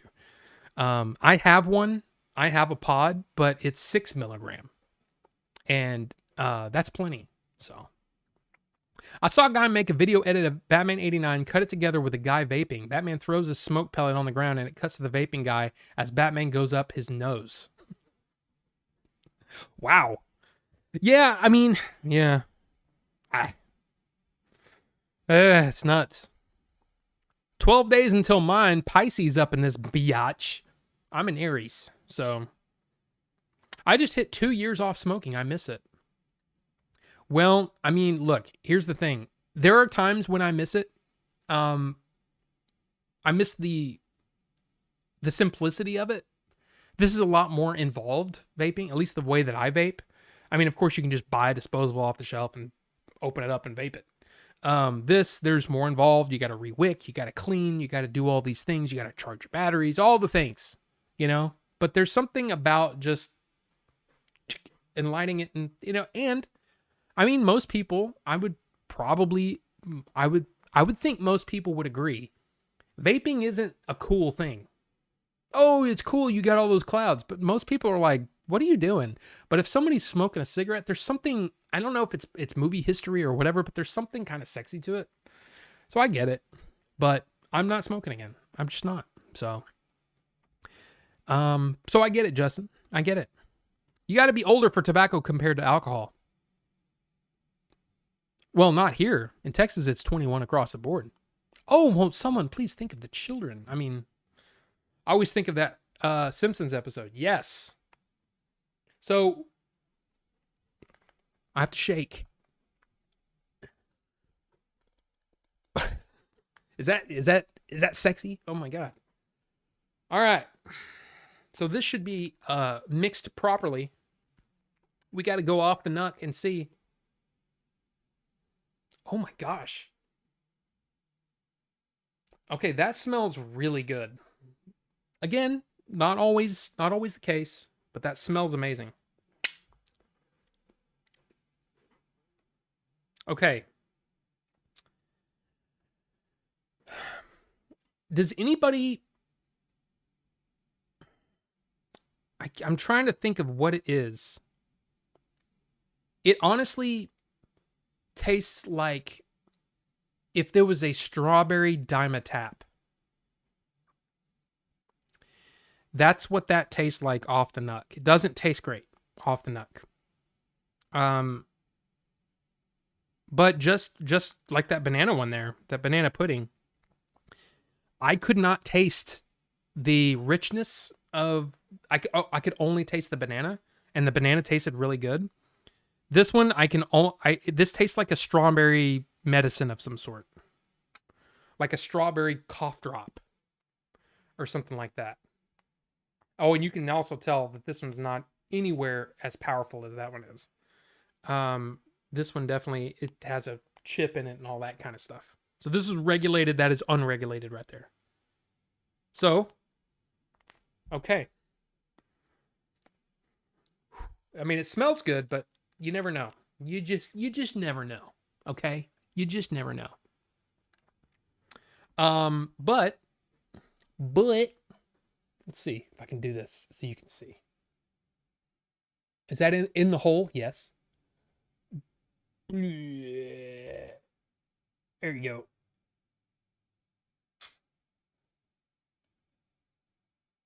There you go. A full tank at 75 watts.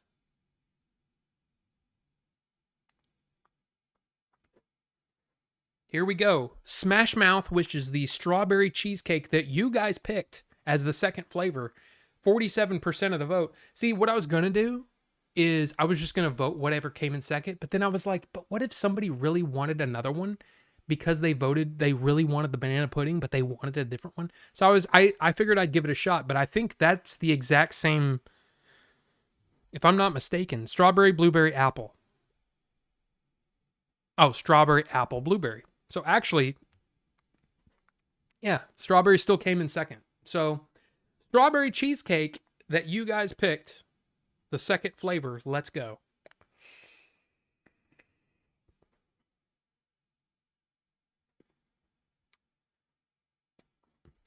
This was posted at 8:32. You're behind. It's 8:38 right now. I'm not that far behind. Okay. I didn't just pop in to say hello this evening. I'm not so busy tonight. Well, Pixel, welcome. Good to see you. You saw. You've seen then. The banana bondage flavor is great. Now this one.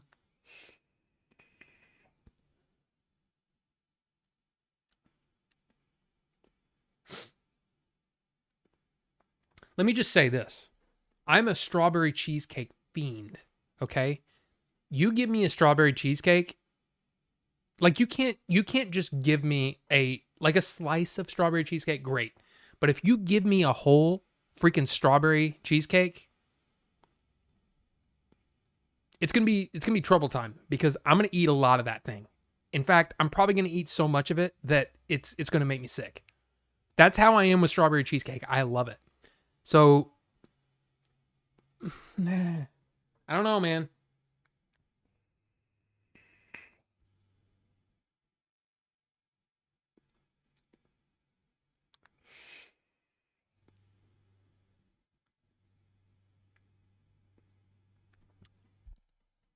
Okay. Okay. The problem with okay, when you vape and you just blow out your face, your mouth hole, when you vape out your mouth hole, you get a certain flavor, but a lot of times you can't really tell if something's good unless you vape it, like you exhale through your nose. For some reason, your olfactory sense, is different. The problem is it's basically it's condensation, and so your nose tends to run when you do that a few times in a row. But you taste it better.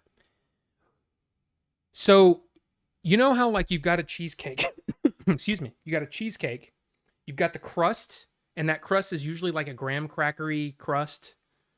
And then you've got the cheesecake filling, and then a lot of times you have like a strawberry swirl or some kind of, it's almost like strawberry jam on top, or maybe a strawberry drizzle on top. This is almost like what this tastes like to me is an just a little bit of sweet strawberry drizzle. It's mostly like an authentic strawberry flavor with just a hint of sweetness.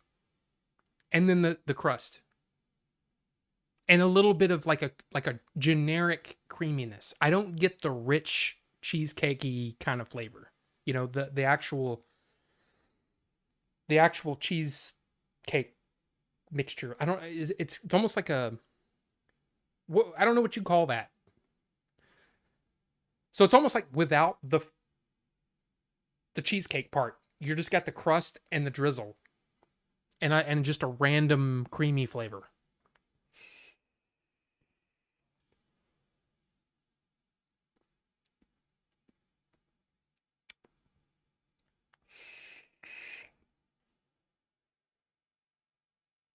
Yeah, it doesn't have a really. It's good. It's a good flavor. It tastes good. It doesn't like there's nothing weird and funky in there. It's missing that custardy rich flavoring, the buttery cheesecakey flavor. It's not there for me. So it's basically just crust and strawberry, a slightly sweetened strawberry drizzle, which is not bad. It's not cheesecake. It's not, you know what I mean? So to call it cheesecake is kind of like, I mean, I get what you're going for, but it's not quite cheesecake. I wish there was more of a cream cheese element to it, because there's actually a cream cheese icing flavoring that I've used in many of my own liquids that it's awesome. But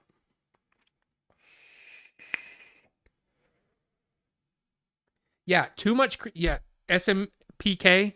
And yes, I saw you beat him up saying that you'll check back in an hour and a half. Hi, I hope you're doing okay. I hope you're doing well. Maybe too much cream would have made this flavor more of a strawberry cream flavor and loses the cheesecake. Absolutely. There's been many strawberry cream flavors that I just love. They're just good. It literally tastes like a bowl of strawberries with whipped cream on top, and it's great. It tastes great. But I like more of a custardy element to it, and it doesn't really have that. It's just like it's like 40% strawberry, 20% crust, and then okay, it should be different. It should be like the actual flavor that I'm getting is more like 60% strawberry drizzle, slightly sweetened, 25% crust, and then whatever the remaining, I can't remember what I said. 65, 60. So like 15% cream. Just a cream flavor. So it's good. But it's not cheesecake enough. It's not custardy enough. It's not buttery enough. And again, even without diacetyl, they can still make it pretty good stuff. Like this one has a buttery element to it. I would not be surprised if there's some diacetyl in this. Because even though diacetyl is not illegal, I think it's still available in some places. But it's still pretty good. Anyway, both of these are good.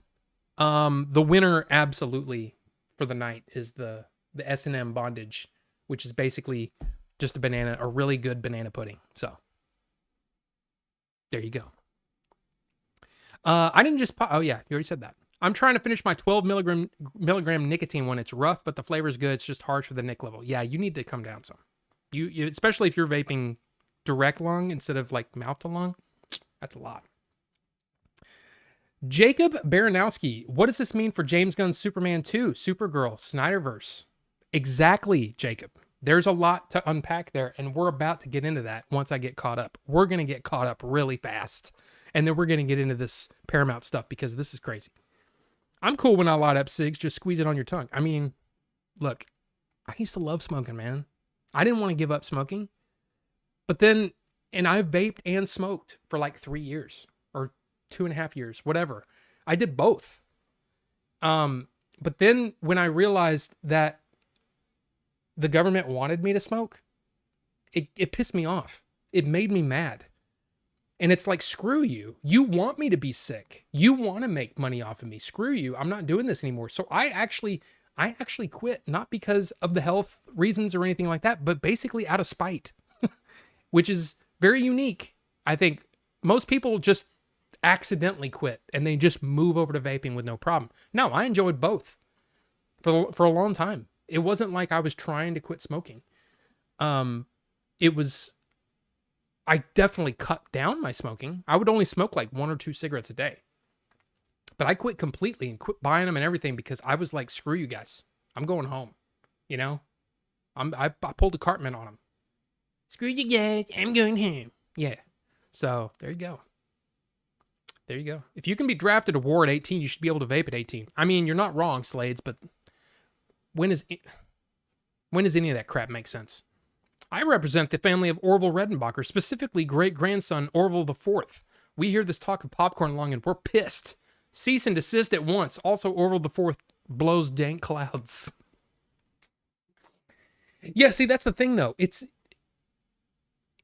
you know, you're talking about people who, you know, vape a small amount of diacetyl, like breathe in a small amount of diacetyl over a period of months, weeks, whatever, a small amount. And you're talking about somebody who works in a factory and literally breathes this crap all day.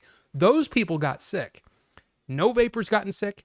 And again, there's more diacetyl in a cigarette than has ever been in any e-liquid, and no cigarette smoker has ever contracted popcorn lung. So what does that tell you? That tells you this is the amount that people are breathing in of diacetyl every day. Probably not much anymore. They probably were in masks and all that kind of filtration suits. This is how much is in a cigarette. And this, almost touching, was how much was ever in a vape liquid.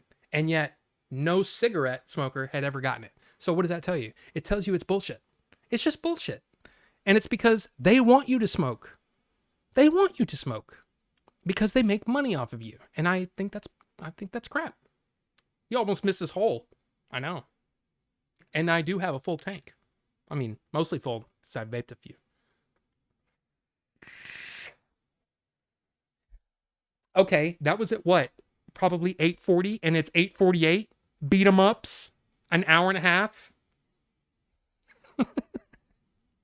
Your face, your mouth hole.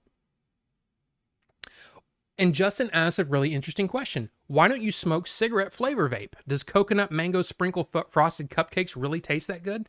Some vapes are awesome. Some vapes are gross. It just depends. Some e-liquids taste really, really good and some taste really, really bad. But that's part of the fun, in my opinion, is trying all these different flavors and see if there's one that you never thought. Like apple cookie crisp is not something that I would just pick up off of a shelf to eat. You know what I mean? It's just not what I would gravitate toward. But who knows? This could be amazing. So I thought, why not? Now, here's another This is just a thought for the people out there.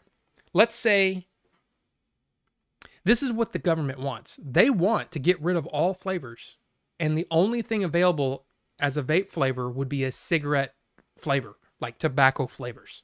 That's what they want. So let me ask you this. If you're trying to quit drinking,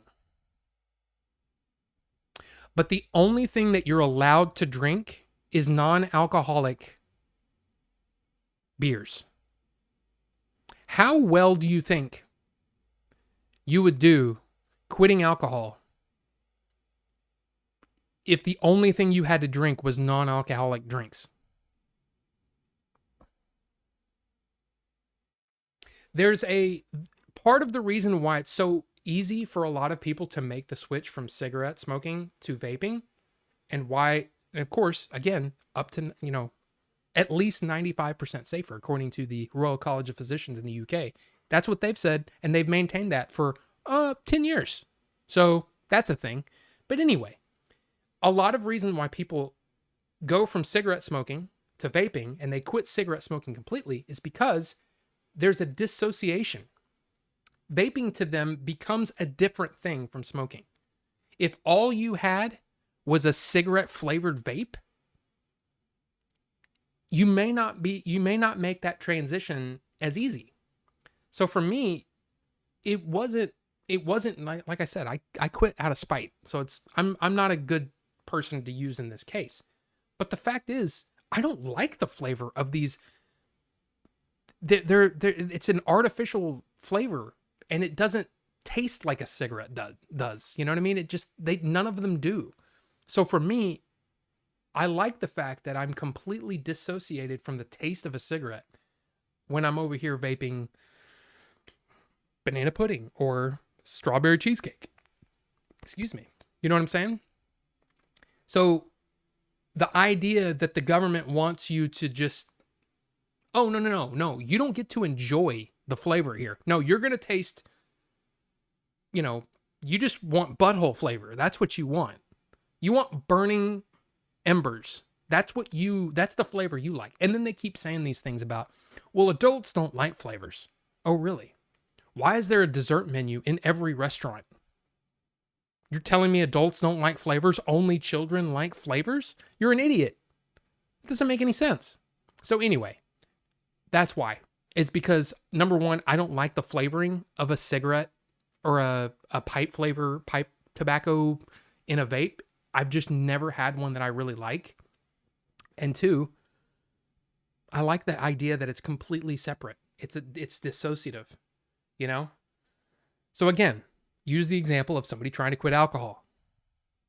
Okay, you can drink whatever you want, but it can only be O'Doul's or whatever. I don't even know anything about alcohol, like, at all. Like zero. But I just remember O'Doul's being, it's like, why would you, it's like, what's the point of drinking a beer if it's not going to be a beer? But that's what you're basically telling people. You're telling these people that are trying to quit smoking a very, very, something that damages every organ in your body when you do it, versus vaping that's like at least 95% safer. You're telling them, no, you can only have the flavor of this thing that it's just a dumb thing. Anyway, so yes, it is better. I'm hearing you like strawberry cheesecake out your hole. You say it tastes good. You want it more creamy. I should choose my words better. Slades, it's okay. It's all right. All of that made perfect sense to me. So there you go. Check general chat and Discord, then look at the AI I posted. Okay.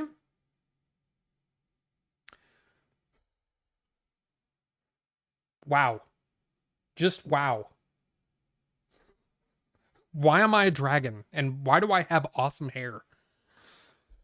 I mean, that's pretty amazing. Pretty amazing. Wait, what happened to Supergirl? Nothing yet. Nothing yet. We're going to get caught up. We're almost caught up. Almost caught up. Kind of pumped for that movie. I am pumped for that movie. And there's nothing wrong with Supergirl, at least as of yet. So we'll see how things go. Ito Ramos, welcome. Good to see you, sir. The AMC microwave popcorn is fire. Yes, it is. The AMC, to me, the AMC popcorn is the best. It's just the best one. But I don't really have a whole lot of popcorn in general. But there you go. AMC popcorn's pretty damn good. Regal corn is terrible.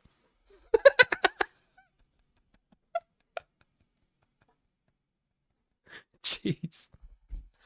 How did I know you guys were going to do stuff like that? A lot of Regal theaters are empty. They don't offer the Dolby or IMAX around here. Ooh. Yeah, that's the thing is AMC has been having trouble lately. I don't know if you saw that their stock is way down and they're going to have to close more theaters.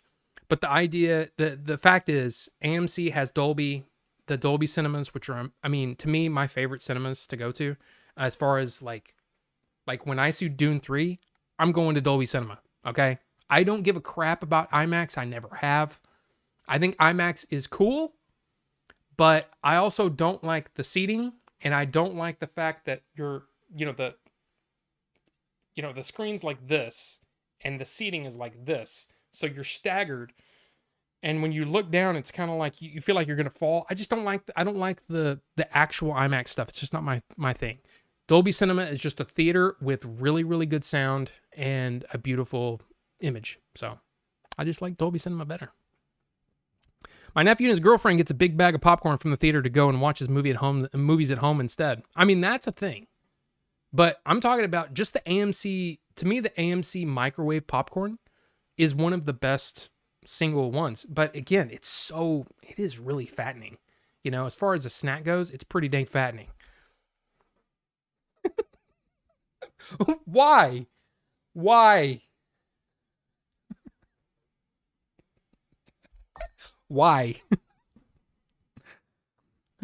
You saying you don't like butthole flavor? Yes, that's what I'm saying.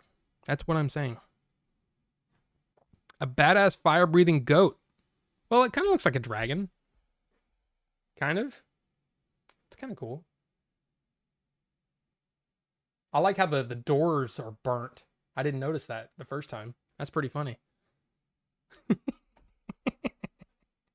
But why the cheesecake's coming out of my nose? I just don't get it. Oh gosh. Okay, so let's do this first. David S. Ellison scares the out of me. How Paramount beat out Netflix, won Warner Brothers, and will change Hollywood forever. This is just basically, I just wanted to throw this up there as a sort of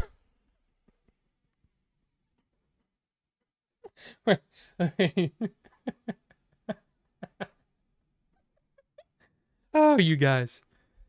So here's the thing. Netflix, I think Netflix's offer was, I want to say $28 per share. And all they wanted was the basically the movie stuff. So Warner Brothers Studios, they wanted HBO, all that kind of stuff. And their plan, and this is the thing where I think like Rufus and Johnny both were like, well, at least, Paramount's a freaking movie company. Netflix is just a content distributor, basically. Well, that's the whole thing. The reason that Netflix wanted Warner Brothers is because they would be able to get Warner Brothers leverage on the movie theaters and distribution and all that kind of stuff, along with their HBO's great history, Warner Brothers, the history of Warner Brothers, all of those things. And it would basically complement what they offer on Netflix. They were going to leave HBO Max as its own thing. Now, I'm sure there would be some sort of bundle thing where you could get Netflix and HBO Max for a price, right? But what that would also mean is that they could finally, the part of the reason why Netflix has never really done anything big theatrically is because they don't have the I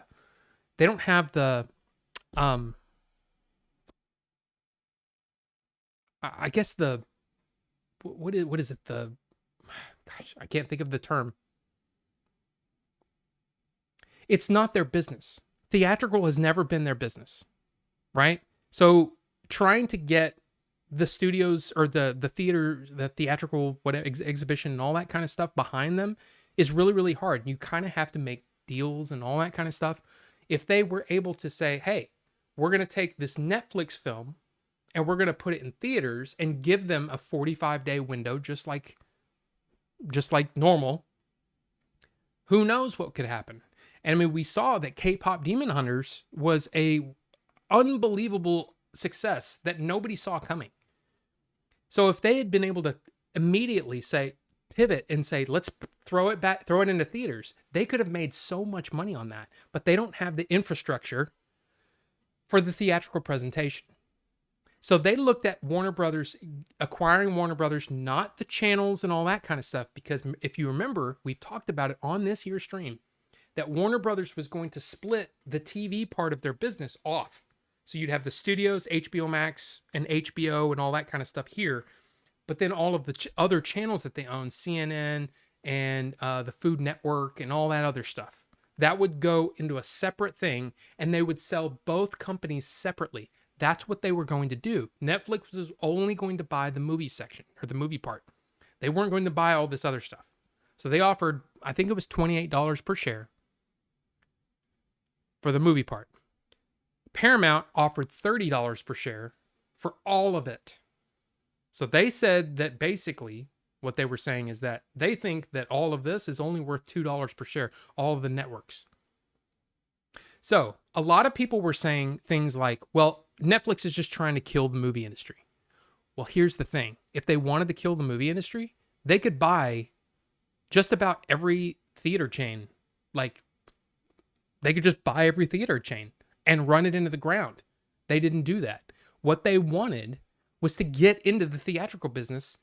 And what better way than somebody like Warner Brothers, who has a global network that has been set up over the last 100 years of Warner Brothers. All of those deals are in place. All they would have to do is say, hey, let us use your connections and let's put this movie in theaters, right? So it'd basically be that they would be utilizing their own company as a new distribution arm with everyone remaining in place. And that's really important about what Netflix was offering versus what Paramount is offering. Because there would be, between the two companies, you got Netflix over here, you have Warner Brothers, HBO Max, and HBO over here. There's really no overlap. The only overlap that you could argue would be that HBO Max and Netflix are basically kind of the same. They're almost competitors in the streaming space, but they were going to leave HBO Max on its own. And that all the Warner Brothers stuff would now I'm sure there would be deals that they could, hey, if they said, hey, this is, a lot of people are watching, I don't know, the Harry Potter movies over on HBO Max. Let's put them over on Netflix too. So no matter which one if you're subscribed to both, you're covered. But if you only have Netflix, we can put the Harry Potter movies over here and make that money, right? So that was their thinking, is that Warner Brothers, the studio, DC Studios included, would remain exactly the same as it is. Nothing would change. There would still be a CEO of Warner Brothers, basically more like a chairman, but you know what I mean? Warner Brothers would remain the same. Now, Paramount went up and came back and said, no, we're going to do $31 per share. Plus, we'll pay for all of the breakup fees because Netflix gets $2.8 billion for nothing because Warner Brothers backed out of the deal. Warner Brothers has to pay $2.8 billion now to Netflix, which is also being picked up by Paramount. So, the shareholders have not yet voted on this. This is important. They have not voted on it, but the board of Warner Brothers are the ones that have said, we think Paramount is the better deal now. And now, Netflix, you have the opportunity to counter this new offer from Paramount. And at that point, I think they said an hour later, Netflix said no. So they said that this was a nice to have. This isn't we have to have at any price. This was a nice to have. We think that with all the debt that comes along with Warner Brothers, that anything above what we offered, we gave you our best offer, and we think that that was enough. And now we don't think it's worth it. So it's kind of like, I don't know, Anything that you buy in life, you buy it at a certain price because you think it's worth it at that price. But if you add, I don't know, in that case, $3 more per share, it's not worth it anymore. So Netflix said, no, we're done. We're out. So now Paramount has the go-ahead to own Warner Brothers. Now, this is a very important thing to keep in mind. Anything that's already in the pipeline or done from Warner Brothers is not affected by this because Paramount technically does not own Warner Brothers yet.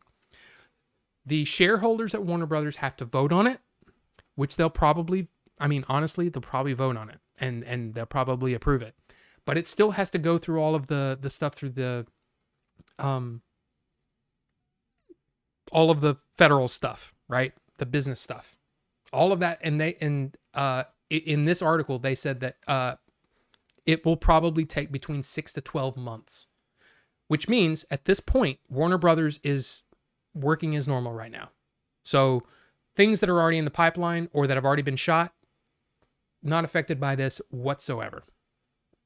So that's something to keep in mind. Now, here's something funny that, Shozama brought it up. Paramount's debt is now downgraded to junk. So Paramount is down incredibly because of this. Because they now have $78 billion in debt now. If this goes through, they will have $78 billion in debt. Not only the debt that they have themselves, but the debt that Warner Brothers also has. So they will be $78 billion in debt. Now, you have Paramount and you have Warner Brothers now. Okay? How much overlap do you think there is? How many studio heads do you think there are between the two companies? There's going to be a lot of overlap. Again, with Netflix, there wasn't going to be a whole lot of overlap. With Paramount, there's going to be a lot of people that do the exact same job over at Paramount that they do over at Warner Brothers. So somebody's going to get cut. They said that Paramount was going to make $6 billion, billion dollars in cuts, which meant a lot of people are going to lose their jobs. Now, the problem is, this is the scary part. What's going to happen to, say, Warner Archive? Who's going to be it? Are they going to say, well, we don't really have an archivist over here at Paramount, but physical media is kind of dying. And if you remember, Paramount has not been very forthcoming with their physical media stuff. There have been some physical media releases. Sure. There was Chinatown. There was Primal Fear. They did, of course, they did honestly a pretty fantastic job on their Top Gun and Top Gun Maverick releases. But for the most part, Paramount has not been very concerned with physical media, like at all. They don't really have a huge selection of physical media. Warner Archive, you've seen it. You've seen me buying it. Just tons and tons of old movies being put out. They just recently did Ben-Hur. And Ben-Hur, I don't have it yet. It's supposed to actually come tomorrow. My Ben-Hur is on the way. Apparently, looks insanely good. Like amazing. I have my The Searchers that came out last year in 4K. Was the first 4K that Warner Archive ever put out, and it is jaw-droppingly good. So basically, the restoration of this wonderful history that Warner Brothers has over the last 100 years. Is Paramount going to keep doing that? We don't know. Now, $78 billion in debt. So basically, Netflix changed their offer in the last month or so. They had changed their offer. It was about $80 billion that they were going to pay for Warner Brothers and HBO. I think it was around there. They had changed that offer to all cash. Paramount's offer for both now, Warner Brothers, HBO Max, all that stuff, all the studio stuff, DC, plus all the TV networks bundled together, $110 billion. Now think about this for a second. Headlines were made when they sold Star Wars, or Lucasfilm, to Disney for $4 billion.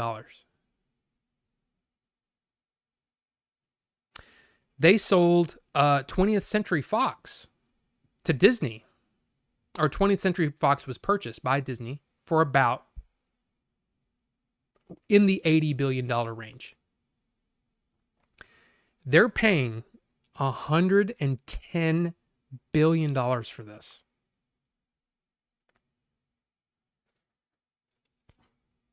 So here's the thing that scares me.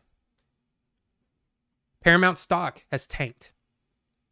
Netflix has actually gone up. What's going to happen to all of these movies they want to make? Because I don't know if you know this, but this is something that that I didn't really realize, but it makes perfect sense based on, well, my knowledge of the movie industry. Every single movie, they create basically a company for that movie, and that movie gets a budget, and then they get a loan for that budget, which is why it's very important for you to stay on budget if you're a filmmaker, right? Because that has to be paid back. So, how do you think Paramount will be able to, Paramount/Warner Brothers, will be able to get funding if they're also $78 billion in debt? And not only are they in debt, but a lot of this money is being promised for the $110 million, or $1 billion, I'm sorry, that they're paying to Warner Brothers shareholders. A lot of this money is coming from foreign sites, foreign places. They don't actually have $110 billion to just fork over. There are a lot of questions here. A lot of questions. So, I don't know. The more that I looked into this and the more that I thought about it, the more that I thought, of course, I want Warner Brothers to remain as they are, because number one, they had a killer year last year. I mean, I think 7 of their 8 major releases made over $40 million opening weekend, and it was a streak. And it was a record that they had that many studio films open to $40 million. And the movie that broke that $40 million record didn't make it quite $40 million. Was One Battle After Another, which has now gone on to be one of the favorites to win Best Picture, and who knows how many acting awards. I mean, I don't know if you watched the SAG Awards or the Actors Awards, whatever you want to call it, this weekend.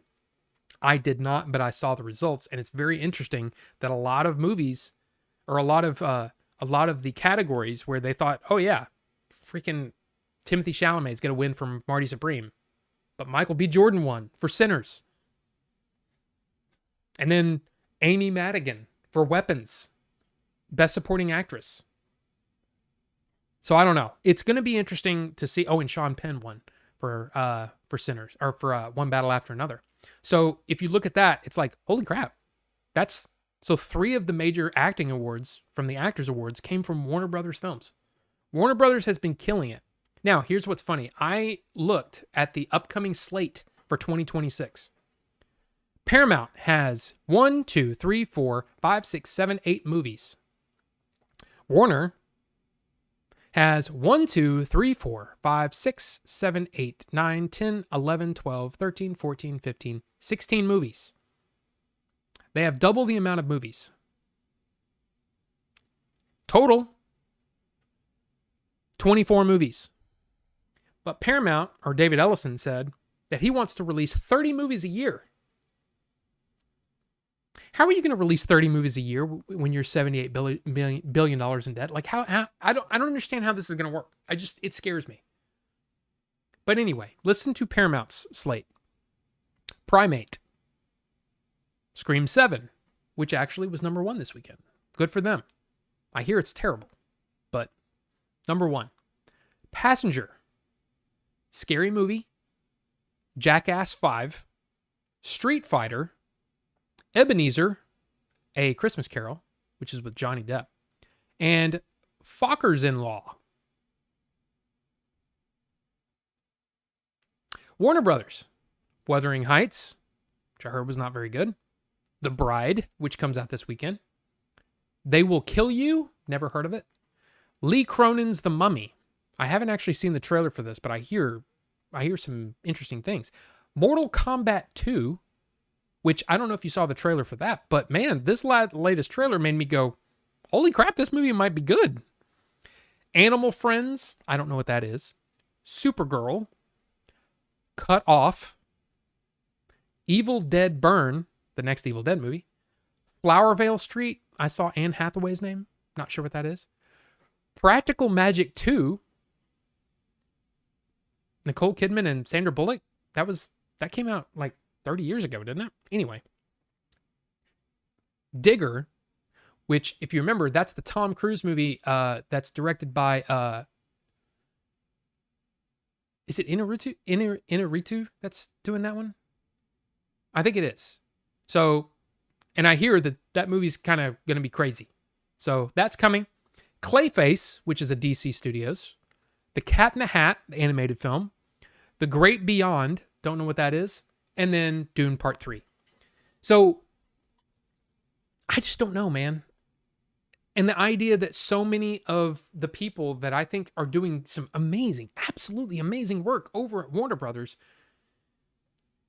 that Paramount is going to basically just swallow them up and then spit out the people they don't want. And it's just like, man, a lot of people are going to lose their jobs.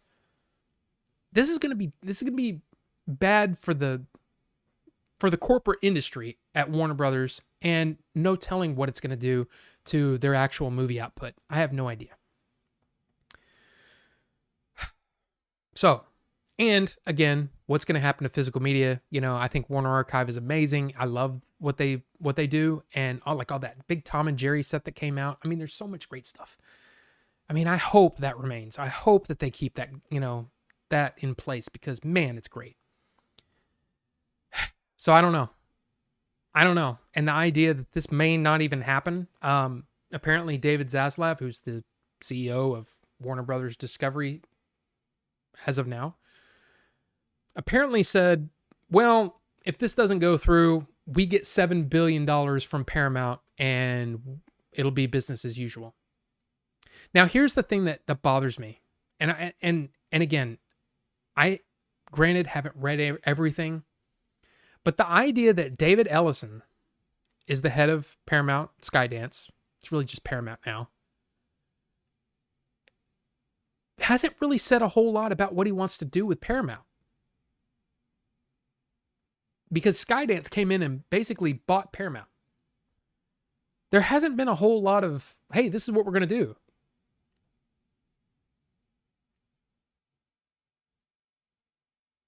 So you just bought a studio and now you just absorbed another one.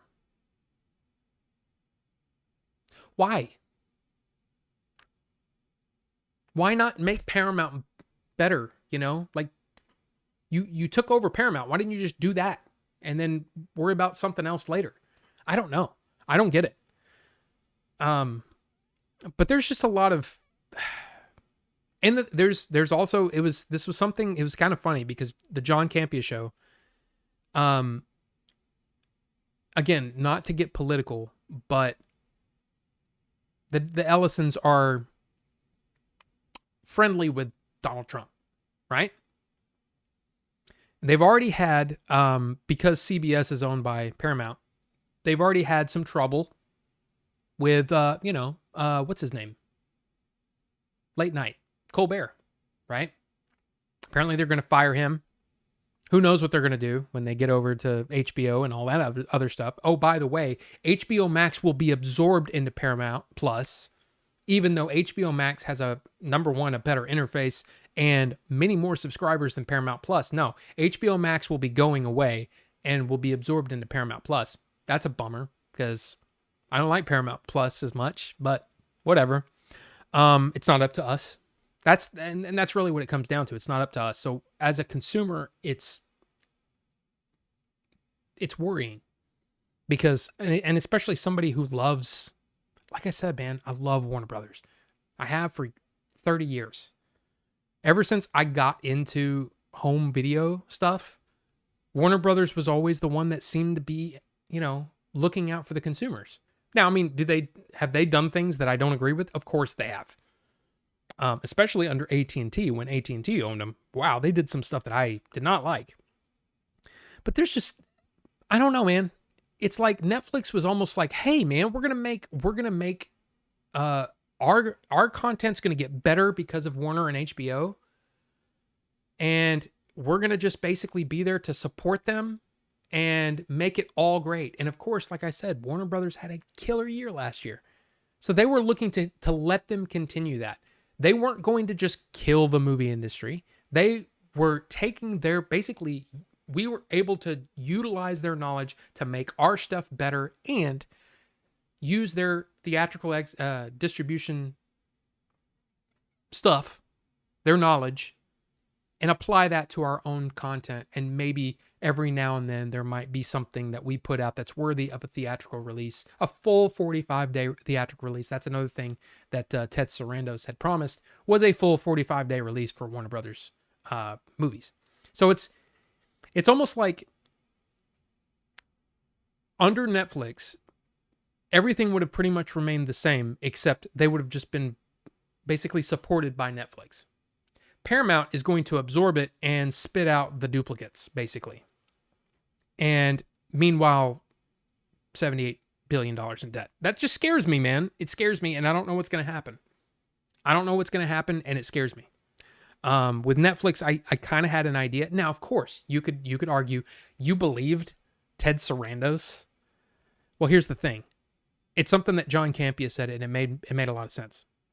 He said, I believe in the greed of a company, and everything that Warner Brothers was offering and everything that Ted Sarandos was saying was in the best interest of what Netflix needed to do to make more money, because they would actually make more money doing it that way.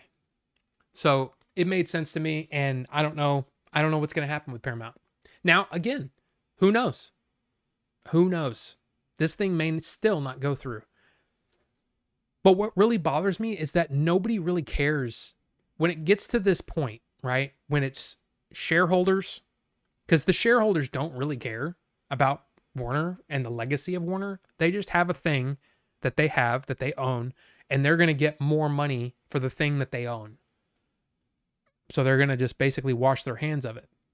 Like, they don't really care what happens to Warner Brothers after that, after the sale. They don't care. But I care about the movie industry, and I care about Warner Brothers. And I don't want Warner Brothers to be absorbed into Paramount. I want Warner Brothers to have its own voice, its own identity. And it's just, it really to leave their identity intact. And Paramount looks to just be like, well, we're going to make we're just going to do it. I don't know.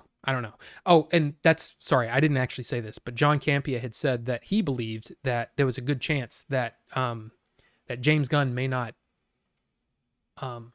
like, if this does continue, again, 6 to 12 months before anything is actually done. So as of right now, Warner Brothers is still Warner Brothers. The sale has not actually happened yet. It has to be approved by the shareholders, and then it has to be approved by all the government stuff. Now, again, the government stuff may just go right through because, their buddy Trump is involved. Anyway, because James Gunn is very not a fan of Trump, he thinks that he won't want to work for the Ellisons, and he's going to ask to be let out of his contract, which may mean that the DC universe that he's been building may just go away. Or someone decides, oh, we're going to start over. That, I think, would be disastrous. But the idea that, and again, somebody brought it up earlier, that the Snyderverse might come back. I think if you're just looking at the numbers, and again, you're talking about business people. You're not talking about creatives. You're talking about business people. They'll look at the numbers and they'll go, yeah, the Snyderverse had its chance and they already moved away from it. So why don't we just continue? Let's pick up where James Gunn left off and move on. That's what John Campea thinks is going to happen. I don't know what's going to happen. We won't know for many, many months. But I wanted to talk about this, and y'all are probably like, okay, can we move on? Can you talk about something that's, not business related, but it's to me, it's super interesting because again, I love Warner Brothers so much that it irritates me that it just irritates me. I want Warner Brothers to remain where they are. I just don't know. I don't know what's going to happen. And who knows? There might be, they're talking about doing, I don't know if you heard of that. They're talking about that G.I. Joe project. I don't know. I don't know what's going to happen. I don't know. It just feels very like worst case scenario for me. Like what I was really wanting is Apple and Warner Brothers had worked really well together on F1. And I was really hoping that Apple would buy them. But Apple apparently wasn't even interested. So, which is weird. It would have been I think that would have been kind of cool to have, Apple being in control of the DC universe. I think it could be cool.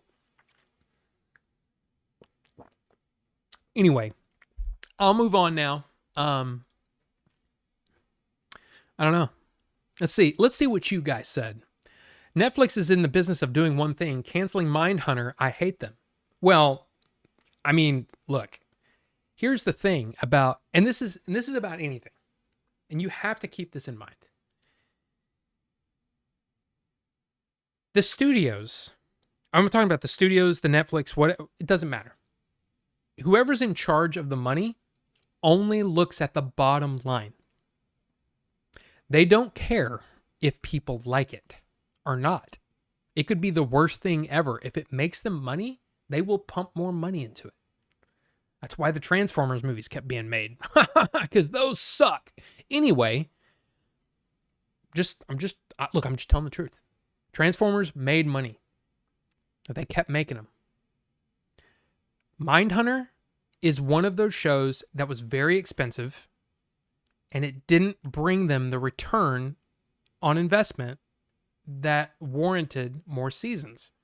I'm not saying that Mindhunter sucked because I really enjoyed what I watched of Mindhunter. I didn't actually finish Mindhunter. I don't even remember where I stopped, and I think I was bummed out that, oh my God, I'm not even going to be able to finish this. Even if I finish what's out there, it's still going to be unfinished. And that's a bummer. But I stopped watching it. Anyway, that's what you have to keep in mind. It does not matter if it's good. Subjectively good. It does not matter. It matters if it's profitable. Stranger Things, profitable. Was not worth the amount of money that Mindhunter cost to produce. That's really what it comes down to. That not enough people were watching Mindhunter to make it worth it. So it's one of those things. I hate to say it, but it comes down to any movie. Like I keep seeing things about Tron Ares. Like, oh my God, they're going to make the next movie. Tron 4 and 5 are already in production, blah, blah, blah. No, that's wishful thinking. I understand. I'm not a huge fan of Jared Leto, but I got to say, Tron Ares was actually pretty entertaining. I had a good time watching it. I don't remember a whole lot of it, like story-wise, because I think the story was kind of all over the place and not great. But visually, it was stunning, and the soundtrack was great. But it didn't make any money. It tanked at the box office. Why would they throw all this money into another Tron movie if it didn't bring in the people to watch it? That's what it comes down to. The Star Wars movies, people complain and complain. Oh my God, The Last Jedi, blah, blah, blah. The Last Jedi was super profitable. Well, it didn't make as much money as The Force Awakens. Yeah, The Force Awakens was the number one domestic box office champ. And I think still is the domestic box office champ. Anything that's come out has been less than that. That's insane if you think about it. That The Force Awakens has made more than any movie in history. Domestically. So they were prepared for that. They knew The Last Jedi wasn't going to make as much money. Look at the original trilogy. Each movie made less than the previous one. So it's going to happen. You have to expect that. But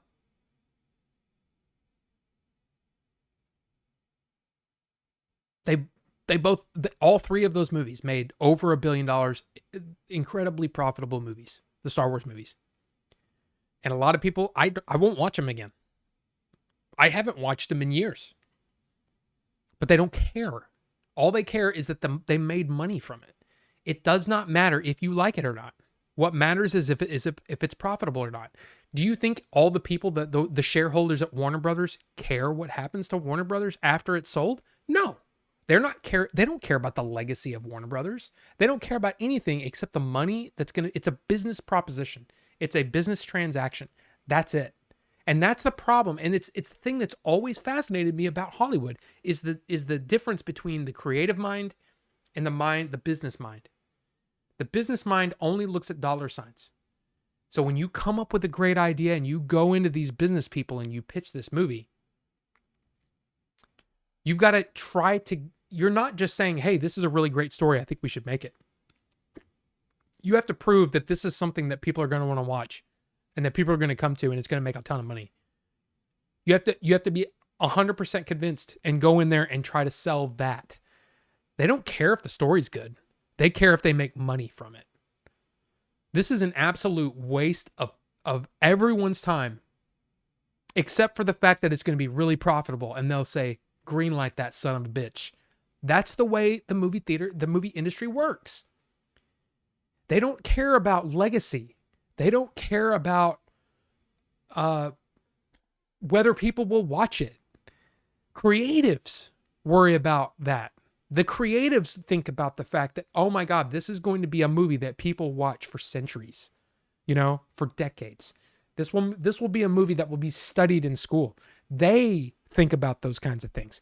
Business people don't care about that. They only care about the numbers. And the problem in the last, I would say, 30 to 50, well, mostly about 30 years, is people are more interested in the stats, in the money, instead of, was it a good movie? Did people like this movie? Now, I will say, one of the things that was really kind of endearing about David Ellison for the longest time was the fact that he seemed to really love movies. He really loved the movie industry and he wanted to make movies. I get that. I think that's awesome. That's why Skydance was, a major studio there for a while. A major, just for making movies. Then he gets into Paramount and then immediately goes after Warner Brothers. I just don't get it. But anyway, because he hasn't even done anything with Paramount yet. Like nothing that Paramount is coming out with this year has anything to do with David Ellison, to my knowledge. I guess we'll see. I don't know about you, but who's waiting for fuckers in law, Anyway, yeah, so we'll see what happens. We'll see what happens.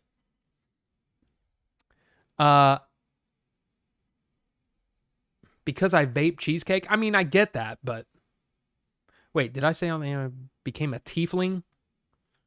I don't like the butthole flavor. No, sir. The AI didn't understand my pod racer request and it made something scary. Netflix is in the business of, canceling Mindhunter. Yeah, that's where I got off on a tangent. I represent the great-grandchildren of the original Warner Brothers. They are crypto bros with alpaca hair, and they are pissed. Cease and desist this conversation at once. Like I said, I love Warner. I love Warner Brothers. I really do. Netflix wanted a giant catalog. Paramount got jealous. Ninjutsu, it's not just the catalog. That's the thing. it was the distribution, the theatrical distribution arm of their company. Because if you remember, Apple utilized that distribution arm for F1, and F1 was a great success for Apple. So it's just one of those things where I get it. I understand where Netflix was coming from, and if everything that they actually said was true, which who knows? Who knows if Ted Sarandos was telling the truth? But it really sounded like it's like this is just going to be. It's just going to be like, hey, you're over here with us now. We're not going to take your. We're not going to, go through each and every, everybody that works here and see if we have a comparison. We don't. Netflix is a streaming service, basically a streaming service only. HBO Max, sure, there might have been some overlap, but no, they said they were going to keep HBO Max intact, which meant there was absolutely no overlap between the companies, which meant no one would get fired and everything would pretty much remain the same, except Warner Brothers, a Netflix company.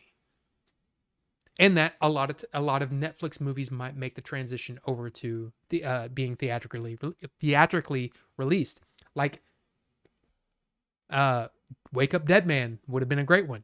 Frankenstein would have been a great one. If you remember, I didn't go see Frankenstein in the theater or Wake Up Dead Man in the theater because the only theaters that would play them are the movie grill type places, and I don't like those. So anyway, who knows? But we'll see. We'll see what happens. Ben-Hur is so good in 4K. We just watched it the other night. Phenomenal. Definitely. Oh, yeah. I'm getting it tomorrow, so I'm gonna pop it in and just see how it is. I'm still making my way through Star Trek: The Next Generation. I'm into season 5. I'm enjoying it way more than I thought I would. It was the same with the original, I almost said the original trilogy, the original season or the original series. I was shocked at how good it was. So, yeah. Rob, I made you a movie poster. Uh-oh. What is going on?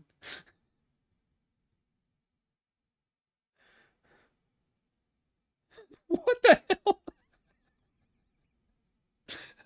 I can't bring these up any other way. But there's that. There's that. There's that. There's. I mean, I don't even know why am I holding a woman?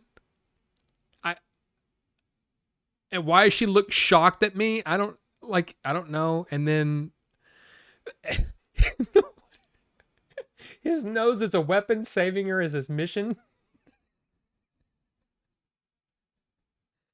And Jodie Foster? Banana Chronicles, a story about falling in and out of pudding. You guys are amazing. 78 billion in debt. How are they going to get funding? Simple. They'll own the Tex Avery cartoon collection. Problem solved, and bows to applause. I mean, and you're not wrong, Justin. There's a lot of heart garbage honestly on both lists. There's some stuff that I don't care about. But I will tell you, of these movies that I've seen the trailers for and know about, I want to see The Bride. I don't know if I'm going to see it this week or not, but I do want to see that. Mortal Kombat 2, I definitely want to see. That one went from I don't think so to, yeah, I think I need to see that in the theater. I think it'll be fun.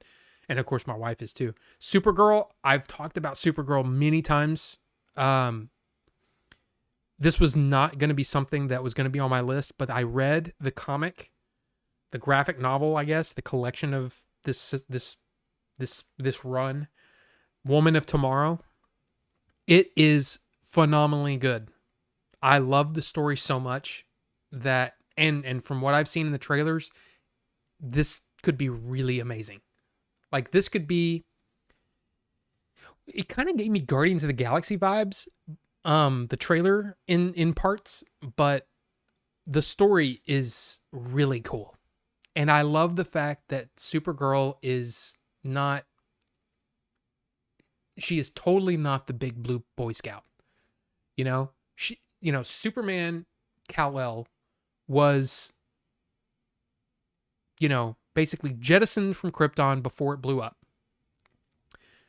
Supergirl was, Supergirl basically had to watch it all die, watch her family die, watch the whole planet die. This is not a spoiler. This is just the way it is. So she looks at things differently, and I love that. And the character of Supergirl is so interesting that I'm super pumped to see this movie. I think it looks exactly like what I want it to be. So I'm very, very excited for it. I hope that it's as good as that comic was, because if it is, that movie's gonna be great. And the next one, Digger, I'm 100% into. I don't know anything about it except it's Tom Cruise and Inarritu. I'm down. I'm down to see it. And I hear it's a very weird performance and it's interesting, and this is going to be really weird. And I'm like, I'm in, because I think Tom Cruise hasn't really gotten a chance to flex his acting muscles in, say, the last 15 years, ever since Magnolia, really. Okay. That would be almost 20 years now, which is crazy. But anyway, I'm down. I'm down to see that. Clayface, it's DC Studios, so I'm interested. I know the character of Clayface pretty well, but they're basically saying that this is going to be like a body horror thing. That's crazy. I don't know. And Doom Part 3. I mean, of course I'm down for Doom Part 3. The only movie that I'm actually curious about on the Paramount schedule is Street Fighter. I mean, not Street Fighter, Jackass 5. Because I think it'll be fun to see the final Jackass. Other than that, so Warner Brothers has multiple movies I'm interested in. Paramount has one. But they're going to be running the shots now. Like I said, if they could leave Warner alone, I would be very happy. But I just don't see that happening. I don't know. Paramount Plus app sucks. Yep. Okay. Can we move on? Yes. I only have it for UFC. Yeah, that is something really, really interesting that, again, they paid a lot for the UFC moving over to Paramount and basically getting rid of the pay-per-view model. So the numbered events, UFC 218 or whatever the hell, I don't know what they're up to now. I guess they're in the 300s, aren't they? Anyway, the numbered events are no longer pay-per-view events. You just watch them on Paramount Plus now, which is nuts. It used to be with ESPN Plus, you had to subscribe to ESPN Plus, and then that would give you the opportunity to get the pay-per-view for $75 or whatever. And the price, along with the price and the fact that I couldn't stand all the commentary going on, that I just said, I'm out. I don't watch the UFC to hear what you think about the political situation going on right now. I don't care. So, and it got to be where it wasn't worth that money for me. So I stopped watching UFC completely. But it's a shame too, because I really enjoyed, I enjoy two amazing martial artists going against each other, but it got too into the personalities, and I don't care. I don't care. Justin said, did you enjoy The Watchmen? I love the comic. I adore the comic. It's Alan Moore. I love Alan Moore. On my reading list is Swamp Thing. I was never really interested in Swamp Thing, but the more that I heard about Alan Moore's take on it, it made me go, yeah, that sounds like something I'm interested in. And so I got all of those. I'm going to read those hopefully soon. I love Alan Moore. The movie has moments of absolute brilliance. And even I'm one of those people that I'm like, I kind of like the ending too. But I also really enjoyed the HBO series. I love all of it separately, but I love it. I love Watchmen. I wasn't a fan of the Tales of the Black Freighter stuff that they did. I didn't think it added much. I felt like the movie should have been its own thing, and they should have let the Tales of the Black Freighter off, which they did. I mean, in the original theatrical and the extended cut. But I don't like the cut where it's all mixed in together. I find it interesting, but it doesn't work for the movie. Ares was a fun watch on the watch along. Yeah, it was. It was a lot of fun. I was wondering if the Netflix show Mindhunter was related to Mindhunter's Rennie Harlan movies. It is not. It is totally not.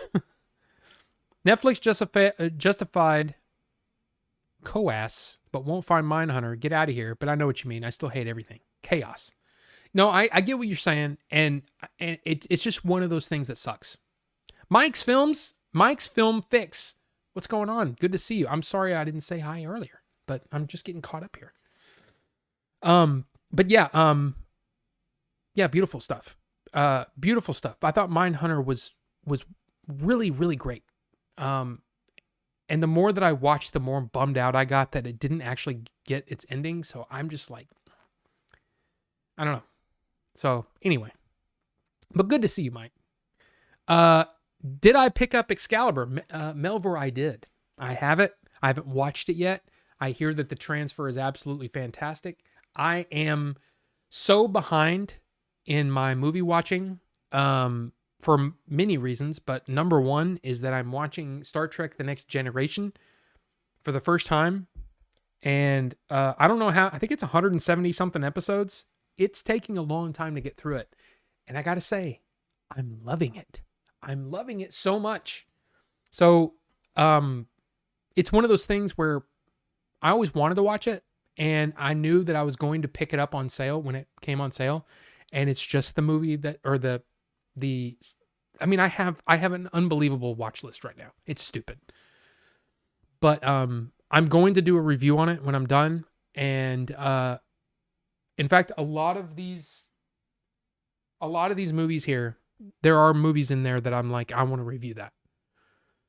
So I did have Excalibur, and if it's good enough, I will review it. But it will be down the line, because I haven't watched it yet.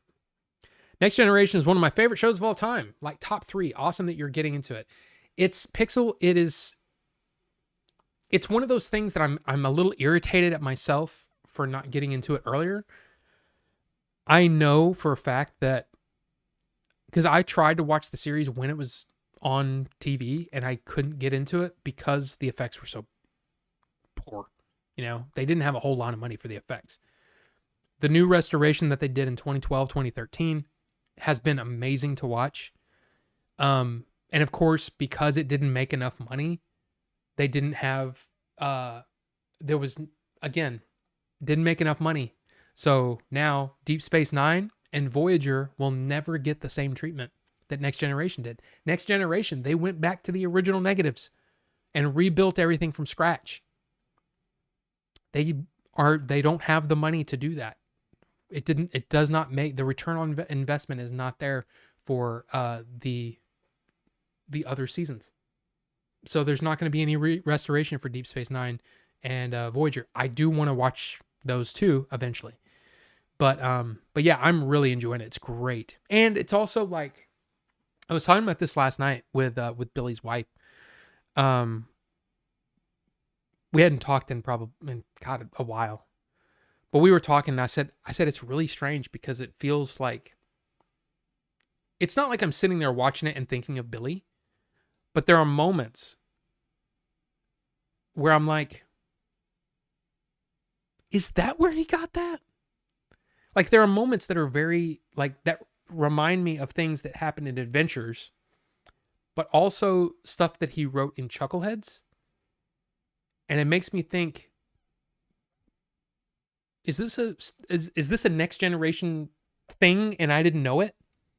So it's been awesome to watch. And it's been, one of those things where, I feel like I'm a little closer to Billy than I was, but it's awesome. And they look insanely good on Blu-ray. They look insanely good. I'm so impressed. And yeah, Bonobo Juice, I'm going to save that woman. Save her. And there's Bucho. Welcome, sir. The only fight that matters is Rhonda versus Gina. Yeah, I saw that. That's going to be on Netflix, right? So who knows?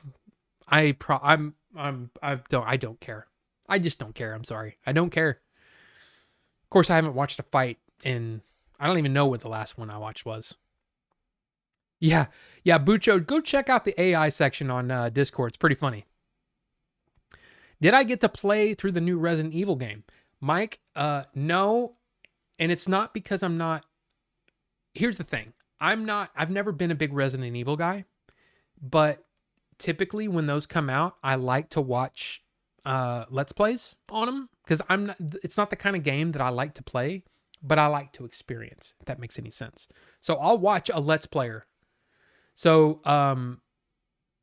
what is his name? The Rad Brad is somebody that, depending on the game, I will watch the entire playthrough that the Rad Brad does. But Jacksepticeye did a playthrough of the last Resident Evil, so I'm kind of wanting to watch it there. He also has like a super badass computer. He said everything's maxed out, all the settings are turned all the way up. So I think I'm gonna watch it there. I just haven't watched it yet. So no, it's just not my kind of game. And it's not because I'm like too scared or anything like that. It's just not my kind of. I don't like managing that kind of stuff. It's just not my kind of thing. So, Wuthering Heights gonna hit 200 million soon. I mean, right? It's not that it's a failure, like a 100% failure. It's just it didn't seem to really light up the audiences like they thought they would. So, yeah. It sucks we won't get a Deep Space Nine or Voyager transfer like TNG. I'm glad we have a TNG release like that at all, but I have to say the amount of work put into the series is phenomenally huge. It's nuts. And what's even more interesting is like I've been hearing, I know that some people probably don't care about Robert Meyer Burnett. I keep bringing him up. But the thing is, Burnett was, he's a guy that I've kind of, I hesitate to say gotten to know because you know how I feel about that. You know, I've said it before and I'll say it again. Just because you watch a lot of content from a content creator doesn't mean that you know them. That being said, I feel like I know a lot about Robert Meyer Burnett. And he's talked about TNG so much that it made me want to, it was one of the things that made me want to watch it. And of course, you know, Billy talked a lot about TNG. So, and it was just one of those things where I was like, I want to watch this eventually. And I finally got around to watching it, to buying it and then watching it. So, yeah. Getting to see the special features and that almost every single newly produced documentary is edited by Robert Meyer Burnett. So his hands are all over this set and it's kind of cool. You know, it's kind of cool to see his work. He also worked on all of the Lord of the Rings. A lot of the Lord of the Rings documentaries are edited by Robert Meyer Burnett, which is kind of neat. He spent a lot of time in New Zealand. So anyway, I will send you an article covering all the changes. It's massive. Oh, I've been watching and I can see that there's a lot of what looks like definitely new footage and not new footage, but new compositing, all the CG, and a lot of the documentaries cover that, which is really cool. Love that Billy was slipping Trek things into your chuckleheads without you knowing he was doing it. And at the time he thought you were a Trek hater. Well, it's not that I never hated Star Trek. It was like, I like the movies because the movies have a budget. I don't like this no budget. I've never been a big fan of that no budget kind of filmmaking or TV stuff. I lumped Star Trek, the original series, and TNG and all the other Star Trek stuff right in with like Doctor Who and all the other stuff where it was just, it looks goofy. It takes me out of the storytelling and I can't let the storytelling work. So having it all updated on the original series and TNG, it's just made me appreciate it. Now that I'm more accustomed to the way that these stories are told, I don't think I'm going to have that much of a problem with Deep Space Nine or Voyager. But isn't Deep Space Nine like 9 seasons? I mean, it's going to take me a long time to get through that. But I kind of want to buy that one too, you know, because I've really enjoyed my time with the original series and TNG. So, yeah. But yeah, I don't know. Like I said, I don't know. I'd have to read through them to see. But I feel like there are moments that remind me of something that I read or something. I don't know. So it is kind of funny though if he was doing that. Rank the following: Rad Brad, Jacksepticeye, Halifax, Choco, Burnt Peanut. Oh my God, are you kidding me? What are you freaking? Was it High Five Movies? I actually like that dude. You know, I like the fact that he'll just come in with 3 or 4, like actually interesting movie questions, and I have to think for a second. I'm like, oh my god. Of those, see, the weird thing is, I go through phases. I'll go through phases where I'll watch Hallie and Chaco a lot, and then like I haven't watched Hallie or Chaco or Rad Brad for that matter in a very long time, like months. Every now and then I'll pop in Hallie or pop on Chaco, but lately I haven't made a whole lot of time for streamers. The Rad Brad, there hasn't been. I think the last one that I watched of him was Expedition 33. So I did watch him play that, but I haven't watched anything since then. That was a long time ago. Jacksepticeye comes in and out too. But I have watched a lot of Burnt Peanut recently, but I've also not been watching him as much lately either. Like I haven't watched him play Marathon, what was it? The Server Slam. I think I watched maybe 10 minutes of that. So I haven't been watching Burnt Peanut a lot lately either. If we're talking about like right now, it would be Burnt Peanut, Jacksepticeye, Chaco, Hallie, Rad Brad. Because honestly, Hallie has changed a lot. His streams aren't as goofy as they used to be, and they're not as high energy as they used to be. And it's possibly just because he's getting older, But Chaco also, he's been playing just a myriad of different games that I'm not down for. Now, when he and I can't remember his name now. I'm going blank on his name. It's his. He's related to him. I think he's like a cousin or something, or in-law or something. But he'll play Minecraft with that guy, and I will watch. Seriously, we'll watch every single second of him playing. No, it's not Rat Cousin. Who the hell is Rat Cousin? I'm subscribed to him on Twitch. Actually, hold on, I can tell you.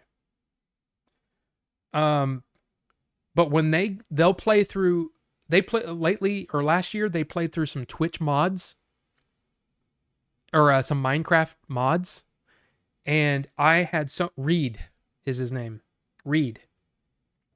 But see, like right now, Chaco's not streaming, but Reed is. So, and the Burnt Peanut is too. He's playing Neighbors Suburban Warfare. I don't even know what that is. But anyway, the Burnt Peanut just cracks me up. He's so damn funny. So he's lately definitely Burnt Peanut. I will say once you get around to watching that gameplay, it's a great experience. I mean, that's what I've heard. And I've seen a lot on it, and I think it's going to be really fun to watch. It's just not it's not the kind of game that I've ever really been into playing. I tried Resident Evil 2. I played the demo quite a bit back in the day and was like, man, this is kind of cool. And then I started playing the game and I'm like, I don't like this. It's too, like, I don't like managing your health that much. It's just not my kind of game. It's a survival game, and I'm just not into that. So 7th, I hope you slept well. You probably just fell asleep and then probably fell asleep again. That's fine. I don't know who Rat Cousin is though. But holy crap, it's 10 o'clock. I cannot believe it's already 10 o'clock, guys. To sum up, I don't know if Paramount's a good thing or not. At first, I was the same as everybody else. Originally, I was thinking, yeah, dude, Paramount for sure. Netflix will kill it. But then it was like, why would Netflix buy Warner Brothers to kill it? No, they want to use what Warner Brothers has. And the fact that nothing that Warner Brothers does matches up with what Netflix is doing, except for HBO Max, and they said they were going to keep that. That would be the best option because Warner Brothers would still have its identity. That's my number one thing. Warner Brothers should keep its identity. I should probably tweet that. I don't tweet anymore. I haven't tweeted anything in months. Twitter is just like a cesspool of a wretched hive of scum and villainy, if you know what I mean.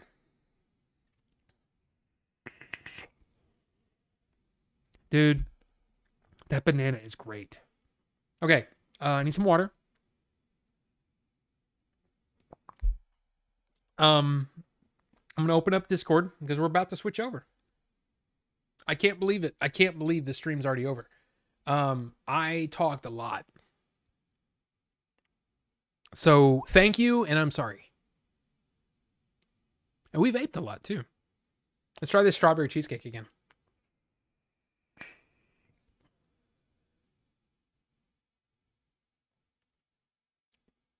Here's the weird thing. Okay, that's pretty dang good too. Like I said, it's not exactly cheesecake, but it is really good. Thank you, and I'm sorry, he says. Yeah. Yeah, I'm sorry I talked so much. But it is my show. And there's nobody else to talk to. So thank you, and you're welcome. Is that more forceful? Is that more the way that it should be? I don't know. Oh, look at there. Johnny's already in there. Stop Fox is jumping in there. I'm jumping in there. Let me close this other crap. So yeah. Tanks. Yes. But thank you guys, seriously, for picking two great liquids. I mean, I bought them already, so it's maybe not all, up to you, but hey, those were good ones. And hey, we'll put these in for next week. Maybe. I guess I have to, because that's my problem, is I don't have a lot of stuff that's clean and ready to go. So I'll have to vape through some stuff that I already have to make room for the next thing. But anyway, hey, thank you for watching. Thank you for the support. I love the fact that all of us are supporting each other, whether it's whatever, whether it's, just being there for each other or supporting each other, watching, everybody's streams. I think that's awesome. I'm seriously trying to make it to more of you guys, that are streaming. Like Ninjinzu, I missed you the other night. I was like, damn it. Because what happens is I'll get in a Star Trek TNG loop and just won't won't go back. I won't even open Twitter or Discord or anything. I'll just sit there and watch it for like 4 hours in a row. And then I'm like, oh, all this stuff happened and I missed it. Damn it. But hey, I love that you guys are supporting each other. It's awesome. And yeah, I guess, buying stuff. My night must come to an end. Bonobo juice, dang it. You should totally come in and chill with us. Even if you don't even turn on your camera or talk or anything, just come in and hang out. Dude, the hangouts are so much fun because it's all the gloves are off. Kind of, not really. We're just, it's chill. It's fun, man. You should come hang out sometime. It'll be fun. But anyway, hey, you guys have a great one. We'll see you next time. A good night.